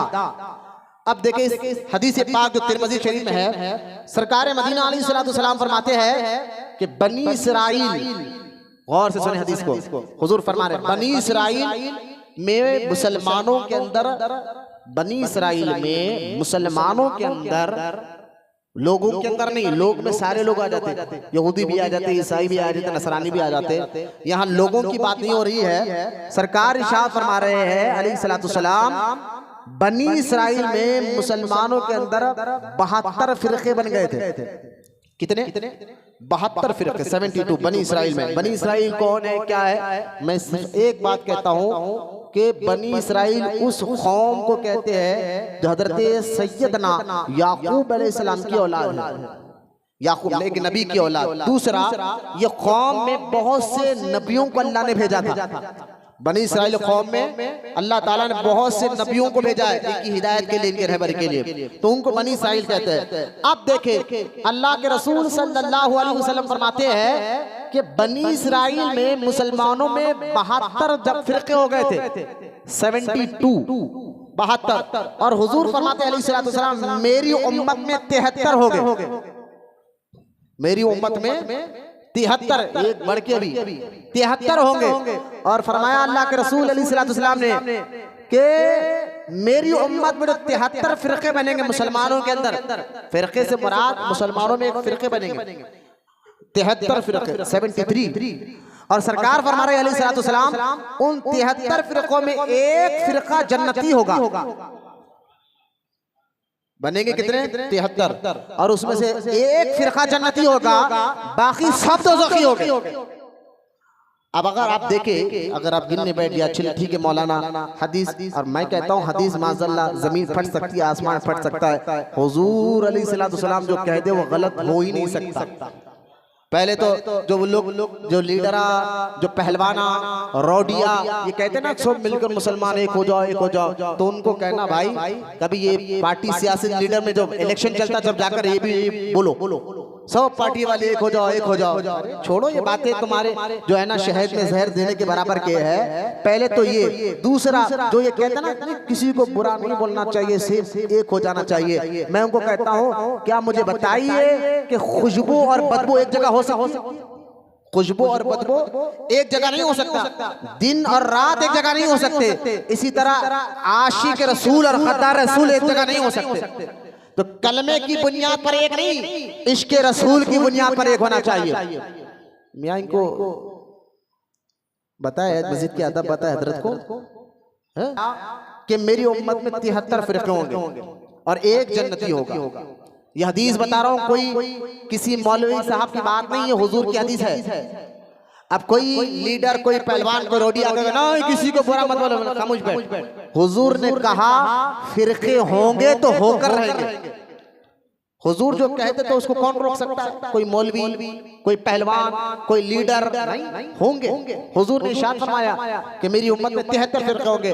अगर आज आप उंगलियों पे गिनेंगे, हैदराबाद, इंडिया में, हिंदुस्तान में आप देख ले, मैं भी बताऊंगा आगे चलकर। हिंदुस्तान में गरीब नवाज का दौर को देख ले, निजामुद्दीन औलिया के दौर को देखे, साबिर पाक के दौर को देखे, ये सारा दौर सुन्नियों का था। फिर ये जो जमातें बनी हैं ये हमने नहीं, इन्हें खुद हमसे कट कर इन्होंने बनाया है। फिर हम उनको बोले तो चीख पुकार करने की जरूरत नहीं है, आप खुद अपने से कट कर बनाए हैं। लेकिन मैं आप गौर करें, मैं बताना और समझाना ये चाहता हूं कि अगर आज के इस दौर में जो हुजूर ने फरमाया कि 73 फिरके होंगे मुसलमानों में, तो फिर बाज़ाहिर दिखने में तो अगर हम उंगली पे गिनते हो, शिया है, एक अहले हदीस है, एक देवबंदी है, एक मैं फिर कह रहा हूँ ना, मैं लड़ाई की बात कर रहा हूँ, ना गाली की बात कर रहा हूँ, ना झगड़े की बात कर रहा हूँ। उन लोगों ने अपने जमातों का नाम ही रखा है, तो हम बात कर रहे हैं। तो अब दिखने में तो आपको ये 4-5 फिरके दिख रहे हैं कि कोई अपने आप को तबलीगी कह रहा है, कोई अहले हदीस कह रहा है, कोई देवबंदी कर रहा है, कोई जमात इस्लामी कह रहा है, कोई अहले कुरान कह रहा है। इस तरह के आपको फिर दिख रहे हैं। अब मैं आपको बताता चलो, खुद अहले तशय्युअ शिया में 21 फिरके हैं। हाँ, शिया में भी आपको दिखने में तो शिया दिख रहे हैं ना, एक नहीं, उनके अंदर भी 21 फिरके। अगर उन तमाम तबलीगियों में वहाबियों को गिने जाए तो हुजूर ने जो कहा ना कि मेरी उम्मत में 73 फिरकों पर एक जन्नती होगा, तो आज वो सारी चीजें पूरी हो गई है। हुजूर जो कहते वो पूरा होकर होता है। लिहाजा मैं बताना चाहता हूं, अब इस हदीस पाक की रोशनी में देखे, सहाबा ने इरशाद फरमाया कि या रसूलुल्लाह सल्लल्लाहु अलैहि वसल्लम, आपने तो कहा कि इस उम्मत में 73 फिरके होंगे, एक जन्नती बाकी सब दोज़खी होंगे। हुजूर वो एक जन्नती फिरके की पहचान भी आप बता दीजिए, उसकी पहचान क्या होगी? जामे तिरमिज़ी की सही हदीस है, मिशकात शरीफ में यह हदीस पाक है, और कई सियासिता में यह हदीस पाक मौजूद है। अब देखिए, सहाबा ने जब इरशाद कहा कि या रसूलुल्लाह सल्लल्लाहु अलैहि वसल्लम, हुजूर ये बताइए कि वो एक फिरका जो आप कह रहे हैं मुसलमानों का, एक लोग होंगे, एक जमात होगी जो जन्नती होगी, बाकी 72 किस्म के लोग दोज़ख में जाएंगे, वो एक जमात की पहचान क्या है? तो अल्लाह के रसूल अलैहि सलाम ने फरमाया, मा अना अलैहि व असहाबी, मा अना अलैहि व असहाबी। सहाबा को हुजूर जवाब देते फरमाते हैं वो एक जन्नती फिरके की पहचान क्या है? हुजूर फरमा रहे हैं अलैहि सलाम, मा अना अलैहि व असहाबी, वो मेरे यानी नबी के तरीके और सहाबा तुम्हारे तरीके पे चलेंगे। कुरान की आयत मैंने पढ़ी सूरह बकरा की, जिसमें अल्लाह फरमाता है सहाबा जैसा ईमान लाओ, और खुद हुजूर भी कह रहे हैं कि वो जो एक जन्नती फिरका होगा उसकी पहचान क्या है? कि वो मेरे तरीके और सहाबा के तरीके पे चलेगा, सहाबा के तरीके पे। अब ये हदीस आपको देखे, ये हदीस हर फिरके वाला चाहे वो कोई सी जमात का हो, अहले हदीस जमात का हो, देवबंदी जमात का हो, सारे जमात वाले इस हदीस को कहते हैं कि ये सही हदीस है। इस हदीस में किसी को शक नहीं है। वरना हाँ, बाद लोग हदीसों में जब बदअकीदा वहाबियों को अगर कोई हदीसें बताओ, जब इनके अकीदे के खिलाफ होती तो कहते हैं ज़ईफ हदीस है, ये हदीस में रावी ऐसा है, फला गलत हदीस है, इस तरह की बातें करते हैं। लेकिन ये जो हदीस मैंने पढ़ी है तिरमिज़ी शरीफ की, ये हदीस को हर जमात वाला कहते हैं सही हदीस है। अब देखे हर इस हदीस के बुनियाद पर हर जमात वाला कहते हैं कि हम हक पर है, हम सच है। लेकिन मैं आपको बताता हूँ इस हदीस में जो हुजूर ने इशारा दिया, ये हदीस खुद बता रही है कि सुन्नती जमात ही हक पर है। आप कहेंगे वो कैसे? ये हदीस खुद बता रही, अहले सुन्नत व जमात ही हक पर है, ये हदीस खुद बता रही। वो आप कहेंगे वो कैसा? तो सुनिए आप, हुजूर ने क्या कहा, व इन्ना बनी इसराइल क़द तफ़र्रक़त। गौर से सुनिए, हदीस का मतलब आपको समझा रहा हूँ। अल्लाह करे इस मेहनत को अल्लाह कामयाब करे। और मेरी इस हदीस को आप समझे, इस हदीस में अहले सुन्नत जमात की क्या पहचान हुजूर ने खुद बता दी, क्योंकि हमारे नबी गैबदा नबी है। अल्लाह ने क़यामत तक क्या होगा हुजूर को अल्लाह ने बताया। अब गैबदा नबी ने क्या कहा, व इन्ना बनी इसराइल में क़द फ़क़र्रत अला सनतैन, 72 फिरके थे, व 70 मिल्लत व 70 उम्मती अला 30 व 70 मिल्लतन कुल्लुहुम फिन्नार इल्ला मिल्लत वाहिदा। हुजूर अलैहिस्सलातु वस्सलाम फरमा रहे हैं बनी इसराइल में तो 72 फिरके थे, मेरी उम्मत में 73 फिरके होंगे, लेकिन एक जन्नती, बाकी सब दोज़ख में जाएंगे। अब इस हदीस का मतलब तमाम नौजवान बच्चे आप भी सुनिए, आप भी सुने, मुझे बताया इस हदीस में हुजूर ने 2 चीज की खबर दी, और वो दोनों चीजें गैब की खबर है। वो दोनों चीज क्या है? गैब समझते हैं आप? गैब किसको कहते हैं? गैब का इल्म ये सिर्फ अल्लाह के बताने से आता। किसके बताने से? बाज पहले आपको समझिए, गैब का इल्म का मतलब ये है, देखिए कोई चीज सख्त है या नरम है, आपको कैसे पता चलेगा? इसका इल्म कैसा होगा आपको? कोई चीज नरम है या सख्त है, छूने से पहले तक आपको पता नहीं चलेगा कि ये सख्त है या नरम है। ठीक है, इसी तरह कोई चीज में खुशबू है या बदबू है, पता कैसे चलेगा? सूंघने से। कोई चीज छूने से पता चलती है, कोई सूंघने से पता चलती है, और कोई चीज काली है या गोरी है, पता कैसे चलेगा? देखने से। ठीक है, अब देखते जाए, कुछ चीज का इल्म सख्त है या नरम है पहले नहीं था, लेकिन छूने से मालूम हो गया। बदबूदार है, खुशबूदार, पहले इसका इल्म था, सूंघने से मालूम हो गया। गैब की बात को आप समझे, मैं कहते हैं गैब कहते हैं किसको, फिर हदीस को मैं आपको समझाऊंगा। इसी तरह अगर आगे बढ़े, कोई चीज अच्छी है, खूबसूरत है, ये पता कैसे चलेगा? देखने से। किसी की आवाज अच्छी है या खराब है, पता कैसे चलेगा? सुनने से। तो पहले आपको पता नहीं था, सुनने से पता हुआ कि इसकी आवाज अच्छी है या खराब है। पहले आपको पता नहीं था, देखने से पता चला कि सही है या गलत है। पहले आपको पता नहीं था कि फिर आपको हाथ लगाने से मालूम हुआ कि ये चीज जो है नरम है या सख्त है। पहले आपको पता नहीं था, फिर आपको सूंघने से मालूम हुआ कि बदबूदार है या खुशबूदार है। पहले आपको पता नहीं था, चखने से मालूम होता है कि ये चीज में सालन में नमक कितना कम है, मिर्ची कितनी कम है। तो कुछ चीजें ऐसे होते हैं या तो चखने से मालूम होता, कुछ चीजें ऐसी होती है जिसे छूने से मालूम होता, कुछ चीजें ऐसी होती है देखने से मालूम होता, कुछ चीजें ऐसी होती है सुनने से मालूम होता। अरे भाई बात समझ रहे हैं ना? ये चीजों को गौर करें आप, ये तमाम चीजों को आप ज़हन में बिठाएं। लेकिन गैब किसको कहते हैं? गैब किसको कहते हैं भाई? ये चीज हमारे लिए गैब थी, कोसी नरम है या सख्त है, ये चीज जो है ना गैब थी, छूने से बातें मालूम हुआ, इल्म हो गया।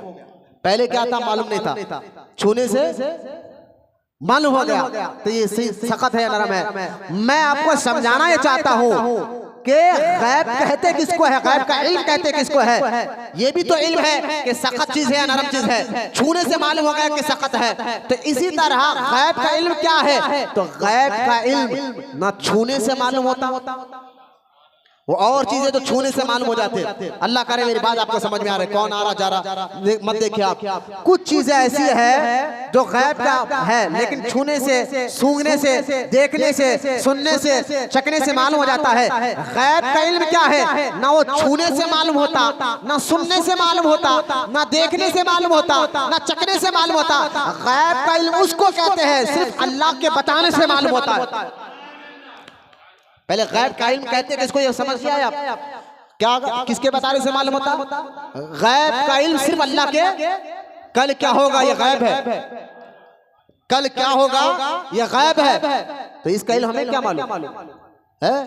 अब देखिए कल बारिश होगी नहीं होगी, महकमा मौसमियात वाले भी कह देते भाई इतने दिन से बारिश होगी। मैंने कल भी पेपर में पढ़ा था 1 अगस्त, 2 अगस्त, 3 अगस्त तक लगातार बारिश होगी, लेकिन हुई। तो वो एक अंदाजा कर सकते हैं, जो साइंस टेक्नोलॉजी की तरक्की कर ले फिर भी वो सिर्फ अंदाजा कहकर बता सकते हैं। कभी बात सही भी हो जाए, कभी गलत भी हो जाए, लेकिन गैब की बात उसको नहीं कहते कि वो बात कभी सही हो जाए कभी गलत हो जाए। गैब की बात उसको कहते हैं जो बात कह दे हुजूर वो होकर होता है, ऐसा ही होता है, उसमें कोई बदलाव नहीं होता।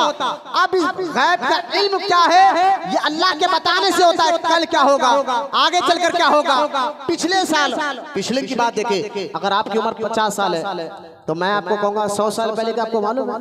आप कहेंगे भाई मेरी उम्र भी 50 साल है, मुझसे 20 साल पुरानी बात बोलो, 15 साल पुरानी बात बोलो, जहन अच्छा रहा तो बताऊंगा, याददाश्त अच्छी रहेगी तो बताऊंगा। लेकिन अगर 100 साल पुरानी बात, 200 साल पुरानी बात, तो कहेंगे भाई इतना इल्म तो हमें है ही नहीं, ना हम बता सकते ना हमारे बाप दादा बता सकते कि 400 साल पर। सिर्फ एक किताबों के जरिए हम बता सकते हैं अगर पढ़ा लिखा आदमी हो तो। लेकिन बताना का मकसद ये है मुसलमानों, गैब का इल्म क्या है, आगे क्या होगा और पहले क्या हुआ है, ये गैब का इल्म सिर्फ अल्लाह अपने महबूब बंदों को बताता है। ये कुरान की कई आयतें हैं। अब अहले सुन्नत व जमात का अकीदा क्या है? अब सुने आप, अहले सुन्नत व जमात का अकीदा यही है कि अहले सुन्नत ये कहते हैं कि हुजूर अल्लाह के बताने से सब जानते हैं। जरा बोले मोहम्मद से सुभान अल्लाह। नहीं समझिए आप, अहले सुन्नी कहते हैं किसको है? सुन्नियों का पहले अकीदा मैं आपको बता रहा हूँ। सुन्नी कहते हैं किसको है? अब अल्लाह के रसूल सल्लल्लाहु अलैहि वसल्लम जो है क्या कह रहे हैं? सुने आप, हम अहले सुन्नत का अकीदा क्या है कि गैब की खबरें, गैब कहते हैं किसको? कल क्या होगा, आने वाले दिनों में क्या होगा, पहले क्या हुआ है, ये गैब की खबरें हैं। ये मेहनत करने से, मशक्कत करने से नहीं मालूम होता, ये सिर्फ अल्लाह के बताने से मालूम होता है। लिहाजा हम अहले सुन्नत व जमात का अकीदा ये है कि अल्लाह के नबी अल्लाह के बताने से गैब की खबरें जानते हैं। ये अहले सुन्नत का अकीदा है। अब सुन्नी वहाबी में फर्क देखिए आप।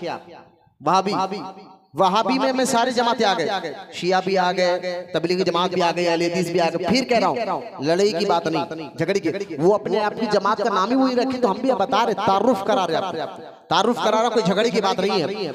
तो ये सारी जमातें जो जिसको हम 100 पूरी जमातों को हम एक लफ्ज में पहचानते, सुन्नी वहाबी जमात, बदअकीदा जमात। ये सारे बदअकीदा जमातों का, सुन्नियों का अकीदा क्या है कि अल्लाह के बताने से नबी गैब की खबरें जानते हैं। उसका मैं अभी सबूत दूंगा, ये हदीस में भी साबित है, कुरान में साबित है। लेकिन वहाबी कहते हैं दीवार के पीछे क्या है ये भी हुजूर को नहीं मालूम। सो मिलकर बोले माज़अल्लाह। हाँ, लिखा है किताबों में, लिखा है लोगों ने किताबों में। अगर आप लोग वो किताब देखना चाहते हैं मैं दिखाने तैयार हूं, जिसमें ये लफ्ज लिखा हुआ है। ये लफ्ज सुनियो, गौर से सुनो। फातिहा दुरूद का ये झगड़ा नहीं है। जो लोग अपनी बहनों को के घर शादी कर दे रहे हैं, या बेटियों को दे रहे हैं, या वहां से लड़कियों को ला रहे हैं, और जब उनको कहा अरे ये सुन्नी नहीं है, अरे छोड़ो, ये फातिहा दुरूद का मसला है, ये मौलवियों का झगड़ा है ना। फातिहा दुरूद का कभी झगड़ा नहीं है। सुन्नी वो जो फातिहा दिलाए, वहाबी वो जो फातिहा नहीं दिलाता, नहीं, ये गलत बात है। आप मुझे बताइए फातिहा है क्या? खाने पर कुरान पढ़ा जाता है, यही तो फातिहा है ना। आप बिस्मिल्लाहिर्रहमानिर्रहीम के बारे में हदीसें पढ़िए, आप बिस्मिल्लाह शरीफ जिसको तस्मिया कहते हैं, तस्मिया के बारे में हदीसें पढ़े आप। अल्लाह के रसूल अलैहिस्सलातु वस्सलाम फरमाते हैं कि बगैर बिस्मिल्लाह पढ़कर जो खाना खाता है तो शैतान शरीक हो जाता है। इतनी तो बात मैं समझता हूँ हमारे छोटे बच्चे को भी मालूम है, बगैर बिस्मिल्लाह पढ़कर अगर कोई खाना खाए तो उसमें कौन शरीक हो जाता है? कौन? शैतान शरीक हो जाता है उस खाने में। और जिस खाने को बिस्मिल्लाह पढ़कर खाया जाता है शैतान उसको नहीं खाता। अब मुझे बताए फातिहा है क्या? खाने पर कुरान पढ़ा जा रहा है और हुजूर ने बता दिया जिस खाने पर कुरान पढ़ा जाता है शैतान उसको नहीं खाता। तो आप तमाम सुनिए, फातिहा का झगड़ा नहीं है। सारे वहाबियों का ये मानना है कि हुजूर गैब की खबर नहीं रखते, हुजूर को गैब की खबर नहीं मालूम।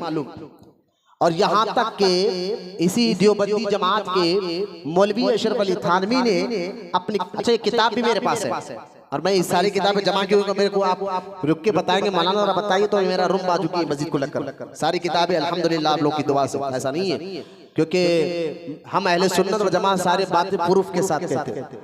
जरा वहाबियों को पहचानो आप, अहले सुन्नत व जमात आज का अकीदे को समझिए आप। लिहाजा अशरफ अली थानवी ने, मौलवी अशरफ अली थानवी साहब ने एक किताब लिखी, किताब का नाम है हिफ्जुल ईमान। उस सफ़े नंबर 16 पर उन्होंने लिखा कि गैब की खबर।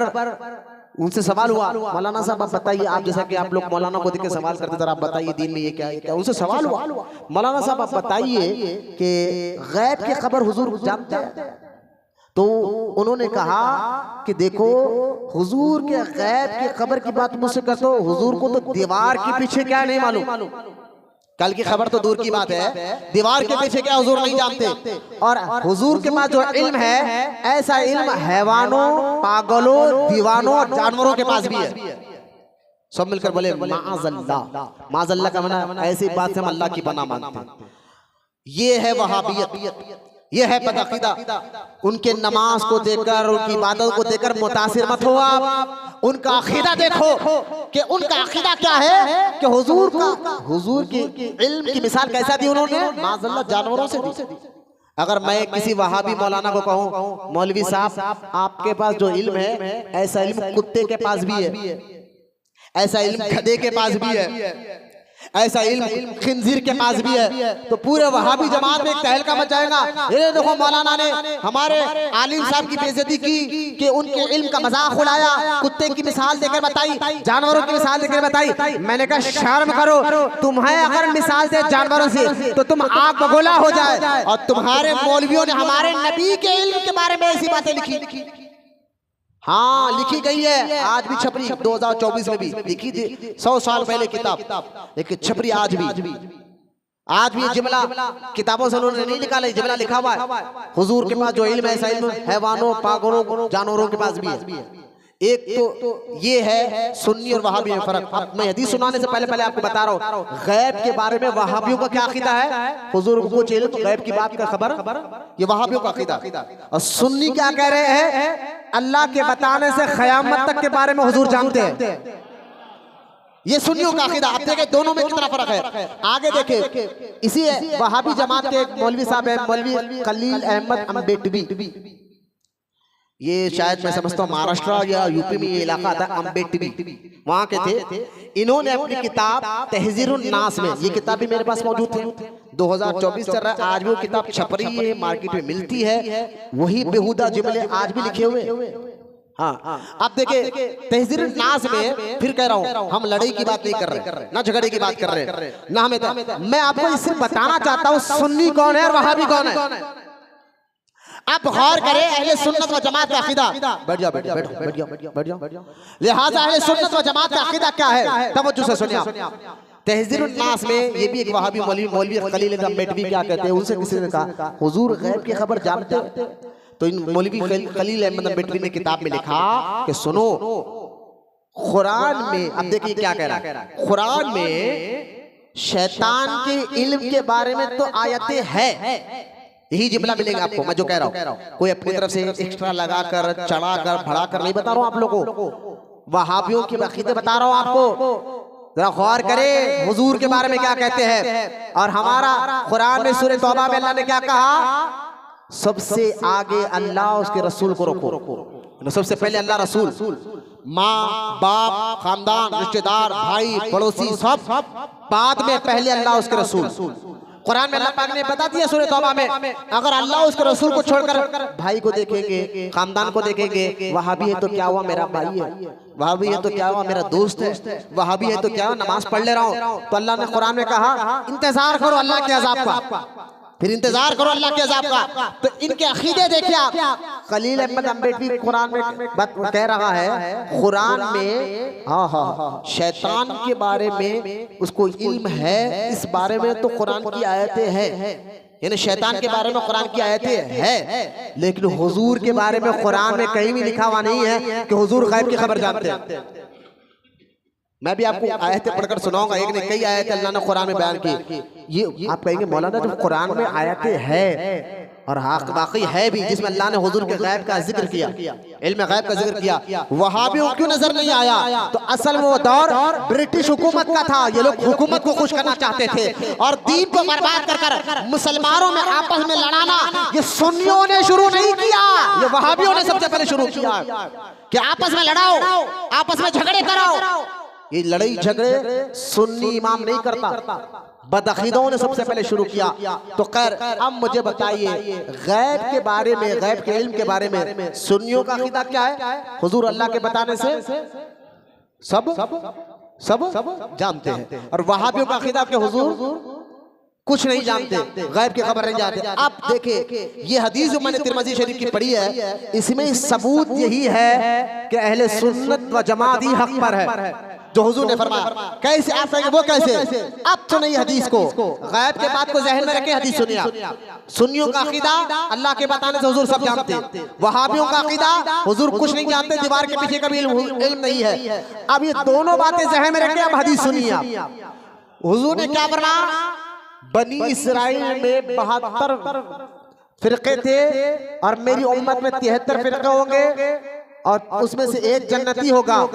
आप इस हदीस से देखे हुजूर माजी की बात कर रहे हैं, पहले क्या हुआ बोलो ना, समझा? पहले कई 100 साल पहले हुजूर दुनिया में आने से कई हजार साल पहले की कौम थी बनी इसराइल। तो बनी इसराइल के बारे में हुजूर ने क्या कहा कि बनी इसराइल में 72 फिरके थे। तो ये बात माजी की है, ये बात पहले की है। सहाबा ने ये नहीं कहा या रसूल अल्लाह ये तो हजारों साल पुरानी बात है, आपको कैसे मालूम? ये तो हजारों साल पुरानी बात है, आप कैसे बोल रहे हैं? आप तो हमारे सामने मक्का में पैदा हुए, बड़े हुए, लेकिन ये आपको कैसे पता चल गया कि हजारों साल पहले क्या हुआ? ऐसा सहाबा ने नहीं कहा। क्यों? सहाबा का अकीदा वही था जो सुन्नियों आप और हमारा अकीदा है कि हुजूर अल्लाह के बताने से गैब की खबरें जानते हैं। ये जो हदीस है हुजूर ने फरमाया बनी इसराइल में 72 फिरके थे, तो ये माजी की खबर है, माजी की खबर है। और फिर आगे का मेरी उम्मत में 73 फिरके होंगे। बाज़ाहिर हुजूर के दौर में तो वो फिरके भी बने नहीं थे, सहाबा इकराम के खाली, लेकिन हुजूर ने कहा आने वाले दौर में बनेंगे। बोलो ना सुभान अल्लाह। आने वाले वक्त में ऐसा होगा। ये गैब की खबर नहीं तो क्या है? कल क्या होगा ये आप मैं नहीं जान सकते, हुजूर तो क़यामत तक क्या होगा बता दिया। तो इस हदीस में माजी की भी खबर है और आने वाले दिनों की खबर है, और ये दोनों बातें गैब की खबर है। अल्लाह करे मेरी बात समझ में आ जाए। ये माजी की खबर हो या आने वाली बात की खबर हो, ये दोनों का ताल्लुक गैब की खबर से है, गैब की खबर से है कि हुजूर कह रहे हैं बनी इसराइल में 72 फिरके थे, ये भी गैब की खबर है। आने वाले दिनों में अभी फिरके बने नहीं, सहाबा इकराम है, हुजूर कह रहे हैं आने वाले दिनों में मुसलमानों में मेरी उम्मत में 73 फिरके होंगे, बने नहीं, लेकिन हुजूर ने पहले कह दिया 1400 साल पहले। और आज मैंने आप देख रहे हैं हुजूर जो कह दे, तो लिहाजा माजी की खबर और आने वाले दिनों की खबर, ये दोनों खबरें इस हदीस से पता चल रही है। तो सहाबा ने ये नहीं कहा हुजूर पहले क्या हुआ ये आप कैसे जानते हैं, आने वाले दिनों में क्या होगा ये आप कैसे जानते हैं, ऐसा सहाबा ने नहीं कहा, बल्कि सहाबा ने ये पूछा आका ये बताइए हक पर कौन होगा। बोलो ना सुभान अल्लाह। सहाबा क्या कहा? सहाबा ने सवाल नहीं किया। क्यों?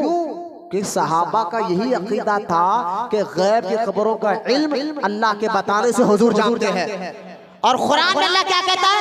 ऐसे ही ईमान लो, जैसे नबी के सहाबा ने ईमान लाया, जैसे नबी के सहाबा ने ईमान लाया, ऐसे ही ईमान लाओ। अब पता चला इस कुरान की आयत और इस हदीस पाक से दोनों को सामने रखे। कुरान में अल्लाह कह रहा है सूरह बकरा में, ऐ मुसलमानों ऐसे ईमान लाओ जैसे मेरे नबी के सहाबा ने ईमान लाया। हदीस में हुजूर ने बता दिया कि वो जो जन्नती फिरका होगा मेरे और मेरे सहाबा के तरीके पे चलने वाली जमात होगी। तो इन दोनों को हदीस को ज़हन में रखे आप और रख कर बताइए, जो अकीदा कुरान का है, जो अकीदा सहाबा और अहले बैत का है, वही अकीदा अहले सुन्नत व जमात का है। 1300 साल से चलते भी आई है। आज भी देखिए आप सहाबा इकराम, आप देखिए मैंने कहा वहाबियों का अकीदा क्या है, हुजूर गैब की खबर नहीं जानते, और यानी सहाबा के तरीके को अपना हुजूर क्या कह रहे हैं, मेरा तरीका और मेरे गौर से सब मिलकर बोले, ताकि मुझे पता चले आप सो नहीं जाग रहे हैं, कोई ये लोरी नहीं है जो आके झपके। ये बयान हो रहा है, कुरान हदीस बयान हो रहा है। बताए हुजूर ने क्या कहा, जो सुन्नी जो जन्नती जमात की पहचान क्या होगी, मेरे और मेरे सहाबा के तरीके पर होगी। और ये हदीस मैंने आपको बता दिया पहले, ये हदीस में गैब की खबर है और गैब पर ईमान सुन्नी ही रखता है। यानी ये बात पर ईमान सुन्नी का अकीदा ये है कि अल्लाह के बताने से हुजूर सब जानते हैं। ये अकीदा सुन्नियों का ही है, ये हदीस से पता। अब आपको फिर भी मैं बताता हूँ, अब फिर से जुमला सुनिए आप। हुजूर ने फरमाया मेरे और मेरे सहाबा के तरीकों को अपनाने वाला जन्नती। और कुरान में जो आयत मैंने पढ़ी है सूरह बकरा की, आमिनू कमा आमन नास, अल्लाह कुरान में कहता है ऐसे ईमान लाओ जैसे नबी के सहाबा ने ईमान लाया। अब कुरान की आयत भी आ गई, हदीस भी आ गई, इन दोनों को सामने रखे। यानी अल्लाह ने क्या कहा, जैसा ईमान सहाबा का था ऐसा ईमान मैं मुसलमानों का चाहता हूँ। और सहाबा के ईमान को अल्लाह ने कबूल फरमा लिया। अब उसी ईमान को, अब इन दोनों को ज़हन में रखते हुए सहाबा का तरीका क्या था। सहाबा नमाजी, लेकिन हर सहाबी नमाजी, सहाबा इकराम रोजेदार, हर सहाबी रोजेदार, इबादत गुजार। मैंने कहा ये सारी बातें अमल की है। सहाबा इकराम में एक से एक सहाबी, बड़े से बड़े सहाबा इकराम, चाहे वो अहले बैत हो, मुत्तकी, परहेजगार, अमल वाले, यह अफजलियत की बातें चल रही मैं बता रहा हूँ। लेकिन सरकार ने फरमाया मेरे और मेरे सहाबा के तरीके पे। तो सहाबा अमल तो करते हैं, लेकिन उसके साथ साथ सहाबा का अकीदा भी देखे आप, सहाबा का अकीदा भी देखे। सही बुखारी वहाबी कहते हैं जब कोई हदीस को सुनाओ बदअकीदा वहाबी ये कहते हैं कि नहीं ये जो हदीस आप बता रहे हैं ये हदीस ज़ईफ है, इसमें फला रावी ज़ईफ है। अब मैं रावियों के बारे में आपको क्या बताऊं, ज़ईफ हदीस किसको कहते हैं। लिहाजा जहां पर भी वहाबी बदअकीदा लोगों को जो है ये बताया जाए कि हदीस में है, तो जब उनको देखा जाता है कि ये इनके खिलाफ बात जा रही है, नहीं हदीस सही नहीं है, ये ज़ईफ हदीस है। अब मैं आपको बताता हूँ, सारे वहाबी भी इस बात को मानते हैं कि कुरान के बाद सबसे अफजल किताब, कुरान के बाद हदीसों में सबसे बेहतरीन किताब बुखारी शरीफ है। ये सारे मुसलमानों का मानना है बुखारी शरीफ है। इमाम बुखारी ने किताब लिखी है बुखारी शरीफ, जिसमें कम से कम 4 से 5 हज़ार हदीसें हैं और बिल्कुल सही हदीस है। अब देखिए उसी बुखारी किताबुल वुज़ू में हदीस पाक है जहाँ सहाबा इकराम का तरीका हो। अल्लाह के रसूल क्या करें, मेरे और मेरे सहाबा के तरीकों को चलो, वही जन्नती जमात होगी। अब सहाबा इकराम हुजूर को क्या अपनी तरह समझते थे? सहाबा का तरीका क्या था? जैसे वहाबियों का तरीका ये है, सारे वहाबी अपनी किताबों में भी लिखते हैं और तकरीर में भी बात कहते हैं। फिर सुनाओ बतअकीदा वहाबी के कहते हैं कि देखो हुजूर तो एक आम हमारी आपकी और हमारी तरह एक आम आदमी थे। ये कहते हैं वहाबी आपके और हमारी तरह एक आम आदमी थे। ये सारे वहाबी आज भी कह रहे हैं, किताबों पे लिखते भी है, तकरीर भी करते भी है। लेकिन अब आइए सहाबा इकराम से पूछे, हुजूर तो है तो हमारी तरह दिखने में, है तो इंसान, माज़अल्लाह हुजूर कोई फरिश्ते नहीं है, हुजूर इंसान ही है। जैसा हम आप इंसान है, हुजूर भी इंसान ही है। लेकिन हुजूर ऐसे इंसान है, कोई दुनिया का इंसान अब और क़यामत तक हुजूर की तरह नहीं हो सकता। हाँ जरा फर्क समझिए आप। सहाबा का यही अकीदा है सहाबा का यही तरीका है। हुजूर को इंसान मानते हैं, फरिश्ते नहीं, लेकिन ऐसा इंसान नहीं जो हमारी तरह है। अगर आप देखा जाए कि अगर कोई आपको कहे देखो ये मौलाना अजीब बात कर रहे हैं, हुजूर को इंसान भी कह रहे हैं लेकिन हमारी तरह भी नहीं कह रहे, ये कितनी अजीब बात है सुनने में, दिखने में। और कोई आकर आपको शहद में जहर वहां भी देते, अब ये कितनी अजीब बात है। और आकर कहे देखो तुम्हारे भी दोनों हाथ, हुजूर के भी दो हाथ, तुम्हारे भी दो पैर, हुजूर के भी दो पैर, तुमको भी दो कान, हुजूर के भी दो कान, तुम्हारे को भी दो आंखें, हुजूर को भी दो आंखें, तुमको भी जुबान, हुजूर को भी जुबान। तो लिहाजा ये दोनों में फर्क क्या है? तो मैं उन वहाबियों को कहता हूं देखो यकीनन हुजूर के भी हाथ, हमारे भी हाथ, लेकिन मुझे बताइए वो हाथ जिनके इशारे से चांद के तो टुकड़े हो जाए, वो हाथ और हमारे हाथ में कितना फर्क होगा है? हमारे भी पैर, हुजूर के भी दो पैर। मैंने कहा हम जमीन पर चलते हैं, हुजूर ने मेराज के रात अर्श के आगे जाकर बताया है हमारा जमीन पे चलना। हमारे जिस्म से बता रहा हूं मैं तरीका, हमारे जिस्म से पसीना निकलते तो क्या होता है? हकीकत बात है, कोई शर्माने की बात है, पसीने में बदबू आती है। एक ने मदारिज नबुवा में शाह अब्दुल हक मुहद्दिस दहलवी ने, काजी अयाज ने शिफा शरीफ में सैकड़ों हदीसों को जमा किया है कि सहाबाई कराम रज़ी अल्लाह ताला अन्हुम अजमाइन और खुद सैयदा तैयबा आयशा सिद्दीक़ा रज़ी अल्लाह ताला अन्हा हुजूर रहमत कौनैन सल्लल्लाहु अलैहि वसल्लम के मुबारक पेशानी से जब पसीना निकलता था वो एक शीशी में जमा कर लेती। हुजूर ने पूछा आयशा क्या कर रही हो? आखा खुशबू जमा कर रही हो। सहाबा तो हुजूर के पसीने से, हमारे जिस्म से पसीना निकले तो बदबू, हुजूर के जिस्म से पसीना निकले तो खुशबू। और ये बात हकीकत है, ये बात हकीकत है। जब हुजूर से मिलने सहाबा जाते, हुजूर घर पर नजर नहीं आते, सहाबा पहचान लेते कि हुजूर गए किधर से। लोगों ने कहा वो कैसे? कि जिस इलाके से हुजूर जाते तो हुजूर के जाने से वो इलाका महक जाता, वो गली महक जाती, वो इलाका महक जाता। हुजूर के निकलने जिस्म मुबारक से निकलने वाली खुशबू से हम पहचान लेते थे हुजूर यहाँ से गुजरे हैं, हुजूर यहाँ से गए हैं। इसलिए एक आशिक रसूल इमाम अहमद रजा खान रहमतुल्लाह ताला अलैह फरमाते हैं उनकी महक ने दिल के गूंचे खिला दिए हैं, उनकी महक ने दिल के गूंचे खिला दिए हैं। जिस राह चल दिए हैं कूचे बसा दिए हैं, जिस राह चल दिए। बात ढकी चुपी नहीं, हकीकत बात है, हदीसें भरी हुई है। सहाबा इकराम रास्ते को देखकर पहचान लेते थे कि हुजूर इस रास्ते से गए। बताए हमारे जिस्म से पसीना निकले तो बदबू, हुजूर के जिस्म से पसीना निकले तो खुशबू। अब मुझे बताए दिखने में तो इंसान है, मैंने यही तो कह रहा हूँ है इंसान, लेकिन हमारी तरह नहीं है। और यही अकीदा सहाबा का है। और जो अहले सुन्नत जो कहते हैं ना जैसे मेरे सरकार है ऐसा कोई नहीं, ये इश्क की बुनियाद पर नहीं, जज्बे की बुनियाद पर नहीं, यूं भी नहीं कहते। यही अकीदा सहाबा का भी था और कुरान यही कहता है ऐसे ईमान लाओ जैसे नबी के सहाबा ने ईमान लाया है, ऐसे ईमान लाओ। लिहाजा आप गौर करें, रही हुजूर के और हमारे थूक की बात पे ले ले। हुजूर के लुआब दहन में कहूँगा, हमारा थूक देखे, अगर हम कहीं पर थूकते रहे वहां पर मजबूरन वोट लगाना पड़ता है, थूकना मना है।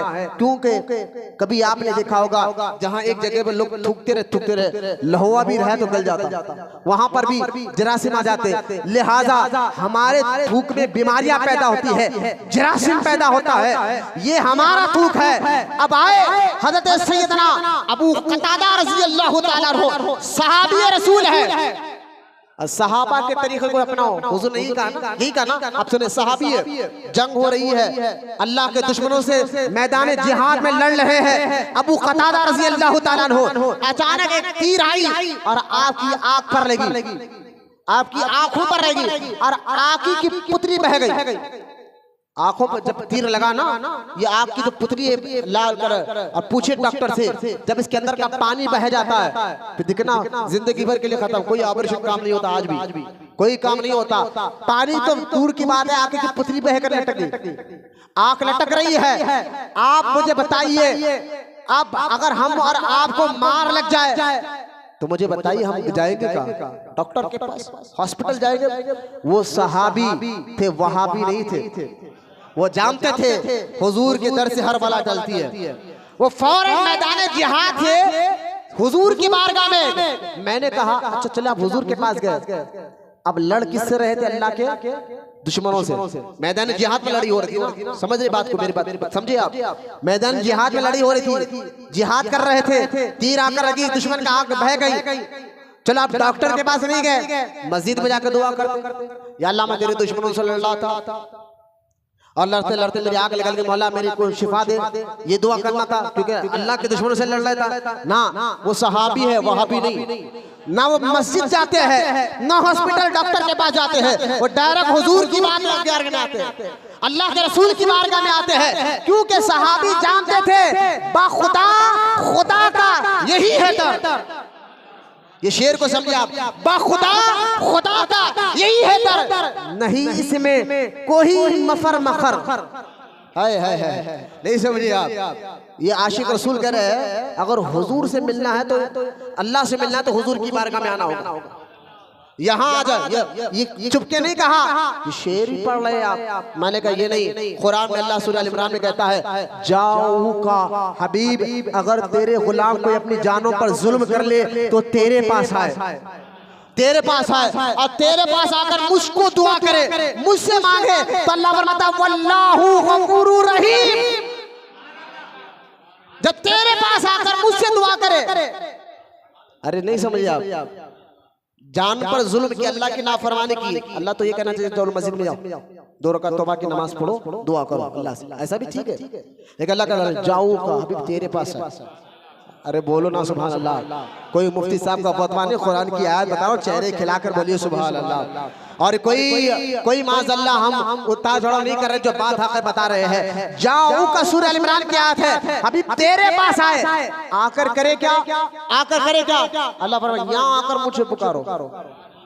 है जब हम कहते हैं वहाबियों को कि वहाबी साहब हम दरगाहों को इसलिए नहीं जाते कि वहाँ सजदा करे, सजदा करना तो हराम है, सजदा करना तो हराम नाजायज है, हम तो वहाँ जाते इसलिए है वहाँ अल्लाह का नेक बंदा है, अल्लाह का महबूब बंदा है, वहाँ आकर अल्लाह से दुआ करते हैं। तो वहाबी कहते हैं अच्छा ये बात है, फिर तुम अल्लाह से मांगते हो ना तो घर में बैठ के मांगो, मस्जिद में बैठ के मांगो, कहीं पर भी मांगो, अल्लाह सुनता तो हर जगह से है, दरगाह जाने की क्या जरूरत है?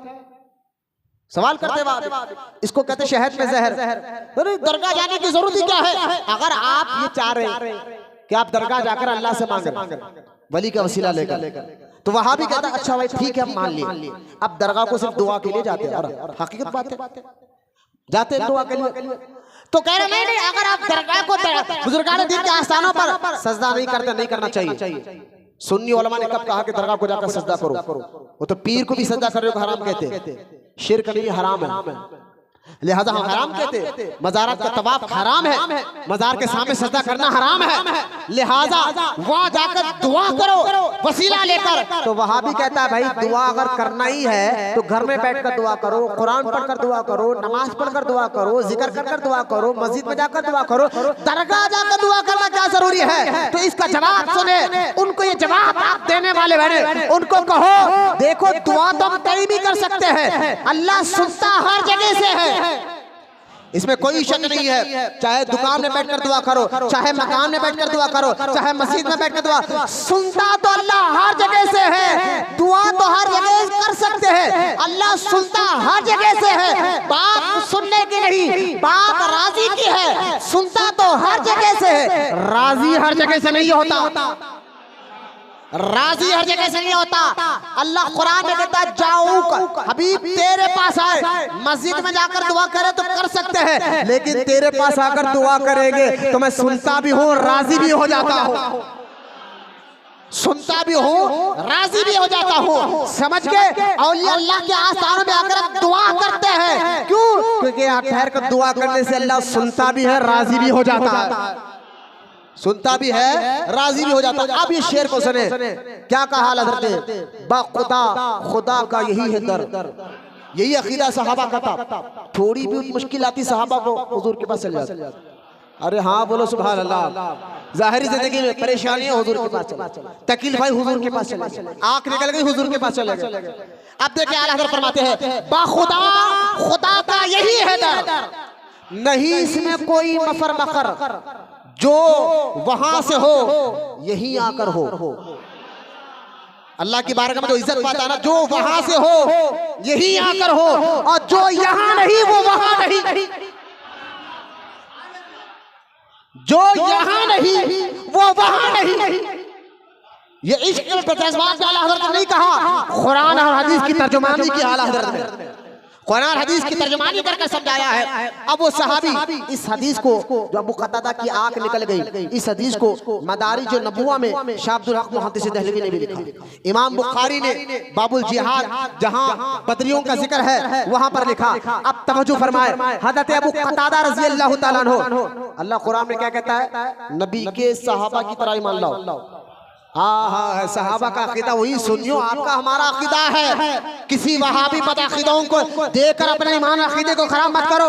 अब वो सहाबी गए, जाकर कहा या रसूल अल्लाह, तीर लगी, आंख निकल गई है, आंख निकल गई है। हुजूर ने ये नहीं कहा मैं क्या कर सकता हूं, मैं तो तुम्हारी तरह का आम आदमी हूं, मैं तुम्हें कुरान सिखाने आया, हदीस सिखाने आया, नमाज के बारे में, रोजे के बारे में, हज के बारे में, वहां भी यही कहते ना, ज़कात के बारे में सिखाने आया। मुझे तुमको मार लग गया तो हॉस्पिटल को जाओ, डॉक्टर के पास जाओ, वहां इलाज करा। ये हुजूर ने नहीं कहा, क्योंकि हुजूर को अल्लाह ने मुख्तारे कायनात बनाकर भेजा है। हुजूर ने उस सहाबी को करीब बुलाया, करीब आओ और अपना लुआबे दहन, हाय बोलो ना सुभान अल्लाह, अपना लुआब यानी थूक मुबारक को ऐसा लिया, आँखी को लगाया और जुड़ा दिया। बोलो ना सुभान अल्लाह, आँखी जुड़ गई, आँखी जुड़ गई और जुड़ी भी ऐसी। है ये तो वाकया जवानी के आलम में हुआ था, उस सहाबी की आंख निकल गई थी, लेकिन 100 साल की उम्र में भी उसी आँखी की रोशनी से वो सुई में ताका पूरा करते थे। 100 साल की उम्र में भी वो सहाबी उसी आँखी से, रोशनी कम नहीं हुई, 100 साल भी हो गई तो आँखी जुड़ गई, लेकिन रोशनी नहीं, बात अलग थी, लेकिन रोशनी तो बढ़ गई पहले से ज्यादा। 100 साल की उम्र में वो सहाबी अबू कतादा सुई के अंदर तागा पूरा करते थे। मैं बताना समझाना ये चाहता हूँ कि अल्लाह के रसूल अलैहिस्सलाम फरमाते हैं, जो मेरे तरीके और मेरे सहाबा के तरीके पे हो वही जमात जन्नती है। तो आप मुझे बताइए कि नबी को अपनी तरह कौन समझता है और हमारी तरह नहीं है, ये कौन समझता है? अपनी तरह आज के दौर में वहाबी कहते हैं नबी तो हमारी तरह का इंसान है, और हम कहते हैं ना ना ना, जैसे मेरे सरकार है ऐसा नहीं कोई, जैसे मेरे सरकार है ऐसा नहीं कोई, ये हम कह रहे हैं। और यही अकीदा सहाबा का था, यही अकीदा अहले बैत का था, यही अकीदा जो है बुजुर्गान दीन का है। गौसे आजम का भी यही अकीदा, गरीब नवाज का भी यही अकीदा, बंदा नवाज का यही अकीदा, निजामुद्दीन औलिया का यही अकीदा, साबिर पाक का यही अकीदा, हुजूर बाबा फरीद गंज शकर का यही अकीदा, हर वली का यही अकीदा है। तो सुनियो आप और हमारा अकीदा है। आप डरिए मत, अहले सुन्नत व जमात हक पर है, हक पर है। आप मुझे बताएं, ये मैं आपको और क्या बताऊं कि अब देखिए किताबुल वज़ू की मैं हदीस सुना रहा था बुखारी की, वक्त खत्म हो गया, करीब आ गया मेरी बात सुने। बुखारी शरीफ की हदीस है जहां इमाम बुखारी ने वज़ू के बारे में हदीसों को जमा फरमाया। अब हदीस क्या है? जो मेरे और मेरे सहाबा के तरीके पे चले वही जन्नती जमात। बोलो ना सुभान अल्लाह। अब सहाबा का अकीदा मैंने बता दिया कि सहाबा हुजूर को अपनी तरह समझते ही नहीं थे। बोलो ना सुभान अल्लाह। मौला अली रज़ी अल्लाह ताला अन्हु हुजूर के चाचाजाद भाई, लेकिन सारी जिंदगी, क्योंकि वहां भी अपनी किताब में लिखा हुजूर तो एक हमारी तरह है, लेकिन अल्लाह ने उनको इज्जत दी, वो हमारे बड़े भाई की तरह है। ये लफ्ज़ वहां भी उन्होंने लिखा। इधर सिरातुल मुस्तकीम किताब का नाम लिखने वाला मौलवी इस्लाइल दहलवी ने ये लफ्ज़ लिखा कि नबी की इज्जत ऐसी करो जैसा छोटा भाई बड़े भाई की इज्जत करता है, बस इतनी इज्जत करो नबी से। आप मुझे बताइए, ये जुमला दिखने में थोड़ा सा आप कहेंगे मौलाना गलत क्या इसमें? नबी की इज्जत ऐसी करो जैसा छोटा भाई बड़े भाई की इज्जत करता है। मैं आपको बताऊं इसमें गलत क्या है? आप देखिए, सुन्नी तो पहले मानता नहीं, लेकिन मैं बता रहा हूं, पहले तो हुजूर को भाई कहा, किसी खुद हुजूर के रिश्तेदारी है। मौलाए कायनात अली मुर्तज़ा रज़ी अल्लाह ताला अन्हु हुजूर के सगे चाचा के बेटे चचेरे भाई है, लेकिन फिर भी मौला अली ने सारी लगी, हुजूर को भाई कहकर नहीं, या रसूल अल्लाह कहकर पुकारा, या हबीब अल्लाह कहकर पुकारा, या नबी अल्लाह कहकर पुकारा।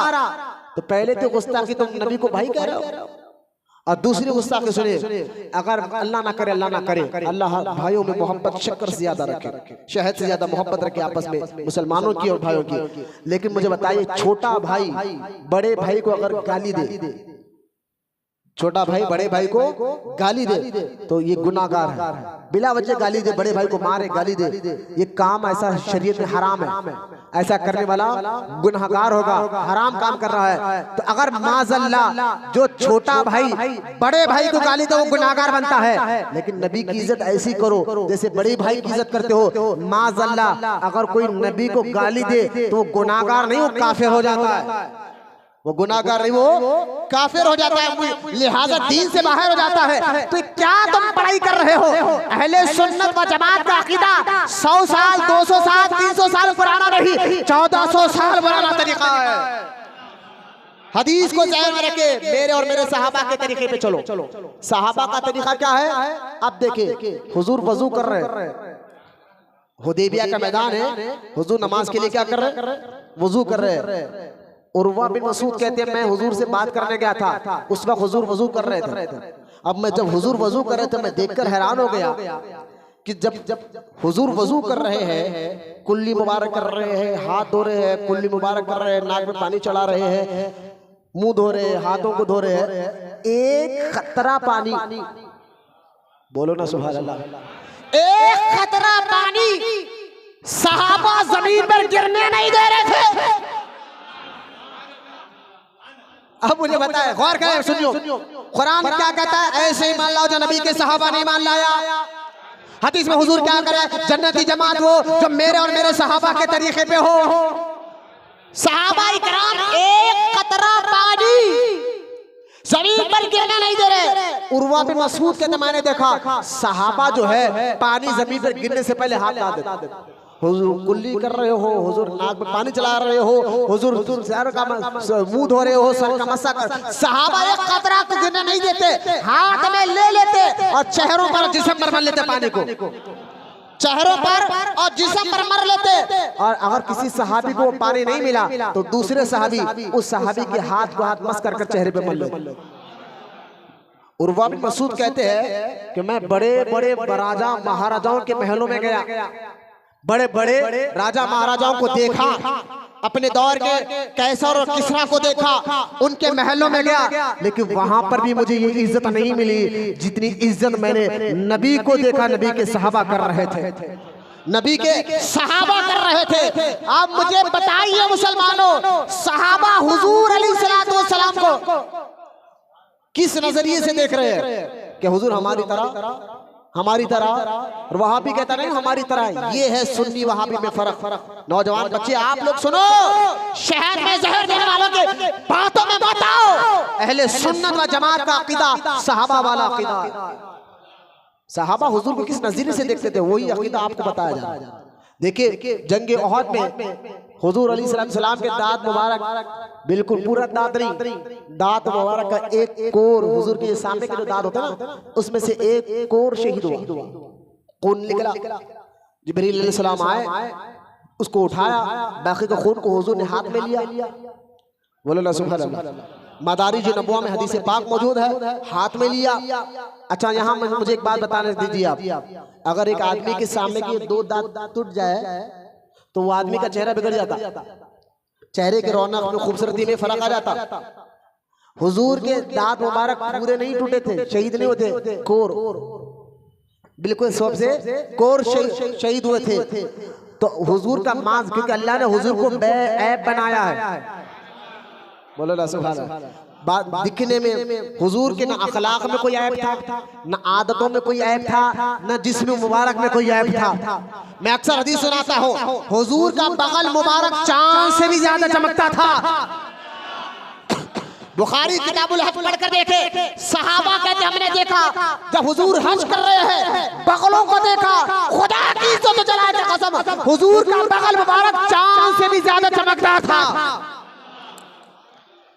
अब देखिए दोनों दांत के कोर टूटे, पूरा दांत नहीं, तो हुजूर को ऐसा हुआ, हुजूर की रौनक में और पहले से तो चमकदार था और चमक बढ़ गई।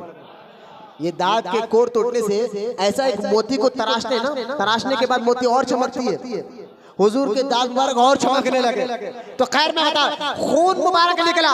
सरकार ने उस खून को अपने हाथ में लिया, मुंह मुबारक से लेकर एक सहाबी को बुलाया, बोले हाथ में दिया, ऐसी जगह डालो ना कोई इसको खुद लेना, जहां इसको खुद लेना। वो सहाबी हाथ में खून लिए गए, दर्द देखा, पी लिए। बोलो ना सुभान अल्लाह। मदारी के नबुव्वा में हदीस है, सरकार अलैहिस्सलाम का खून मुबारक। देखे, अगर आपको हमारे एक मुरीद को भी सही नहीं है कि अपने पीर को मार लगे तो उनका खून पी जाए ना, लेकिन यहाँ सहाबा का मामला देखो, खून पी लिए, आए सरकार की बारगाह में खामोश ठहर गए। सरकार ने पूछा, फेंक दिया खून को? कहा हुजूर जगह तो मिली नहीं है ऐसी जगह जहां पर कोई खुद लेना। तो क्या किया? कि मैंने पी लिया, मैंने पी लिया। तो अल्लाह के रसूल अलैहिस्सलाम ने ये नहीं कहा ऐसा नहीं करना, क्योंकि नबी आता है गलत काम को रोकने से। अगर गलत होता, हराम और नाजायज होता, हुजूर अलैहिस्सलाम ये कहते कि सुनो ये तुमने किया है, तौबा करो, आइंदा ऐसा नहीं करना, ये गलत है, ये हराम है, ये नाजायज है। किसी इंसान को दुरुस्त नहीं है कि किसी और का खून पिए, लिहाजा ऐसा काम मत करे। लिहाजा ये हुजूर ने नहीं कहा, बल्कि अल्लाह के रसूल अलैहिस्सलाम ने फरमाया, ऐ मेरे सहाबा, किसी को जन्नती देखना है तो उसको देख लो, किसी को जन्नती देखना है तो इसको देख लो। ये मेरे आका, मैं सहाबा के तरीके पे चलो। सहाबा हुजूर को क्या नजरिए से देखते थे? और वहां भी कहता नहीं वो हमारे बड़े भाई की तरह थे, उन्होंने हमारी तरह एक आम इंसान थे, वो माज़अल्लाह मर गए, मट्टी में मिल गए। ये लफ्ज लिखे गए हैं, बोले गए हैं, आज भी बोल रहे हैं, वहां भी ये फर्क है। अब देखे सरकार अलैहिस्सलाम ने फरमाया, मेरे और मेरे सहाबा के तरीके पे चलने वाली जमात हक पर होगी, मेरे और मेरे सहाबा के तरीके पे चलने वाली जमात हक पर होगी। अभी उन्वान में खत्म नहीं किया, इस हदीस की शरह करते करते मैंने आपको बहुत वक्त लगा दिया, वरना बताता कि हमारे हिंदुस्तान में वहाबी जमात पैदा कब हुई। इंशाल्लाह अभी उन्वान को मैं आने वाले जुमा के लिए रख रहा हूँ। अब आप लोग की मर्जी, अगर थोड़ा जल्दी आ जाए तो बड़ी मेहरबानी होगी। इंशाल्लाह हम सीखेंगे और सीखना भी चाहिए आज के दौर में, क्योंकि खबर में जाने के बाद ना नमाज पूछी जाएगी, ना रोजा पूछा जाएगा, हज कितने करके आए, कितने गरीबों की मदद करे। खबर में ये सब नहीं, ये क़यामत में पूछा जाएगा। खबर में ये नहीं पूछा जाएगा, खबर में ईमान के बारे में पूछा जाएगा। खबर में पूछा जाएगा हुजूर का चेहरा दिखाकर, इनके बारे में तो दुनिया में इनको क्या कहा करता था, दुनिया में इनको तू क्या कहा करता था। वो खबर है, वहां सच ही निकलता। वहां कोई फरिश्तों को थोड़ा इतना ले लेके कुछ भी लिख देना, कुछ भी नहीं चलता। वहां ना रिश्वत चलती, ना वहां पर पैसा चलता, ना दौलत चलती। फरिश्ते मासूम है, वो तो गुनाह करते भी नहीं, लिहाजा ना वहां जो बंदा इसे भी निकलता है मरने के बाद। याद रखिए आप, चाहे वो ये हदीसों में आया है, चाहे काफिर हो या मुसलमान, मरने के बाद जो भी निकलता सच ही निकलता।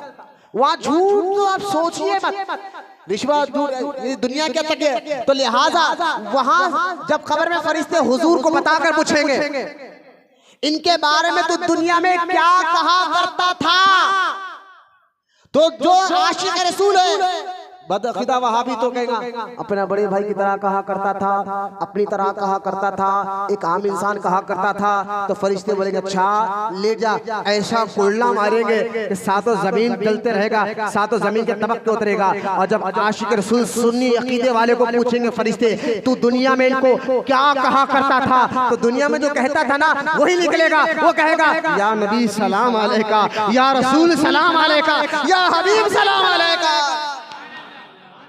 वो तो वहां सच ही निकलेगा। लिहाजा अहले सुन्नत व जमात को जो अकीदा है वही अकीदा सहाबा का, ताबईन का है, अहले बैत का है, औलिया का है, और वही अकीदा गरीब नवाज का है, वही बंदा नवाज का है। आज भी मैं इंशाल्लाह बताऊंगा कि सहाबा आने वाले जुम्मा में इंशाल्लाह कि सहाबों को जब भी कोई परेशानी आती है, जैसे कि हमें अल्लाह ना करे, अल्लाह हमारी हिफाजत फरमाए, हमारी मुश्किलों को अल्लाह आसान करे, लेकिन परेशानी आ जाए, मुसीबत आ जाए तो हमें वलियों का दरबार याद आता है। है ना, आकर वहाँ दुआएं करते हैं। लिहाजा यही मामला सहाबा के भी था।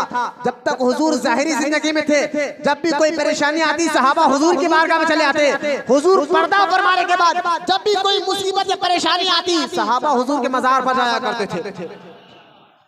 ये मामला भी मैं इंशाल्लाह आने वाले जुमा में इसको जरा खोल कर बताऊंगा इंशाल्लाह। लिहाजा फिर से जो बच्चे भी नहीं आए हैं वो सुन लीजिए। फेसबुक इंटरनेट पर जो 2-3 दिन से बयान वायरल हो रहा है कि एक पंजाब के मौलवी साहब किंग पैलेस फंक्शन हॉल में आए जो नई मंडी के पास है, वहां आकर उन्होंने तकरीर की। तकरीर के दौरान उन्होंने कहा जो लोग शादी के दिन जाकर दूल्हे वाले खाना खाते हैं दुल्हन के यहाँ, तो ऐसे लोगों को क़यामत के दिन जामे कौसर नहीं पिलाया जाएगा। ये अल्फाज उन्होंने कहा। इनसे सुन्नी से इनका कोई ताल्लुक नहीं। ये खुद नदवी जमात के हैं, ये कोई सुन्नी मौलाना नहीं थे। फर्स्ट और सेकंड, फिर एक कोई आजकल बहुत हो गए भाई वो सोशल वर्कर, अल्लाह रहम करे। मैं इन सोशल वर्करों को, मीडिया वालों को हाथ जोड़कर कहता हूं भाई तुम्हारी फील्ड सियासत दिखाना है वो दिखाओ, जराइम दिखाना है वो दिखाओ। रोटी नहीं बन रही है, दम है, बाप का माँ का दूध पिया है, तो अपने इलाके में जो गलियों के रोटों के हाल है ना बताओ सोशल मीडिया पे बताते नो। तुम मौलानाओं के पीछे मत लगो, तुम्हारी ये फील्ड नहीं है। तुम्हारी हिम्मत कहाँ है यार, तुम काउंसलर के खिलाफ नहीं जा सकते। छोड़ो तुम क्या मीडिया चला रहे हमको मालूम है। तुम एक लीडर, गली के लीडर के खिलाफ जाकर बताओ, हिम्मत है तो। माँ का दूध पिया है तो बताओ गली में हमारे फला मोहल्ले में रोड खराब है।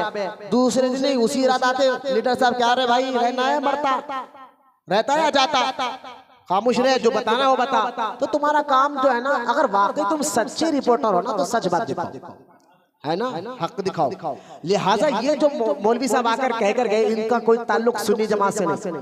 एक सोशल वर्कर फोन कर एक अहले हदीस मौलाना से पूछ रहा ये सही है। अब उन्होंने तो 2 हाथ आगे निकल गए, वहां भी हमेशा आगे निकल गए।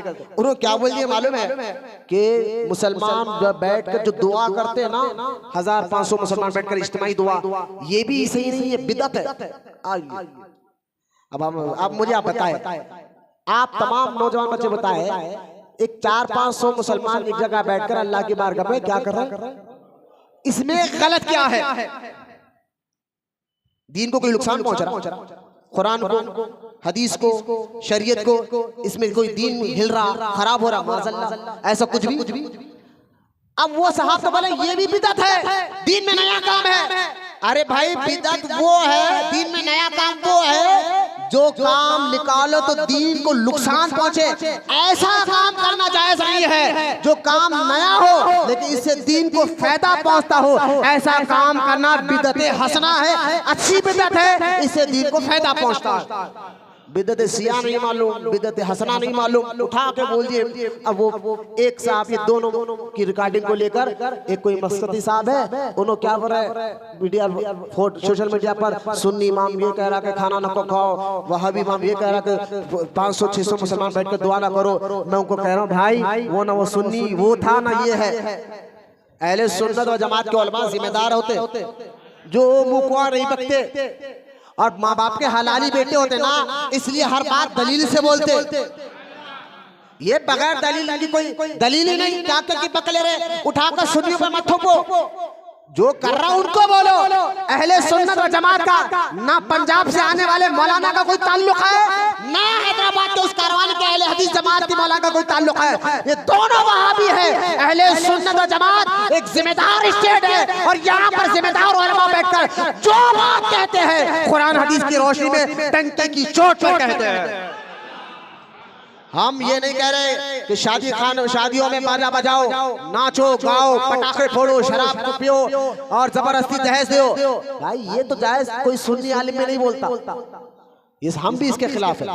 लेकिन करा कोई भरे कोई बोल रहा कुछ उठाकर सुन्नियों पर थोप दो, करा कोई कुछ बोलो सुन्नियों पर, आवाज जुबान खामोश रखो, बयान काट रहा है। हम सिर्फ खौफ खुदा अल्लाह का खौफ रखते हैं, इसलिए जरूरी था बच्चों को, हैदराबाद के बच्चों को खासतौर बताने का। इनके फेसबुक की तरफ इनके बयानों को देखकर अपना अकीदा खराब मत करो। अहले सुन्नत व जमात का वही अकीदा है जो सहाबा और अहले बैत और इन बुजुर्गान दिन का अकीदा है।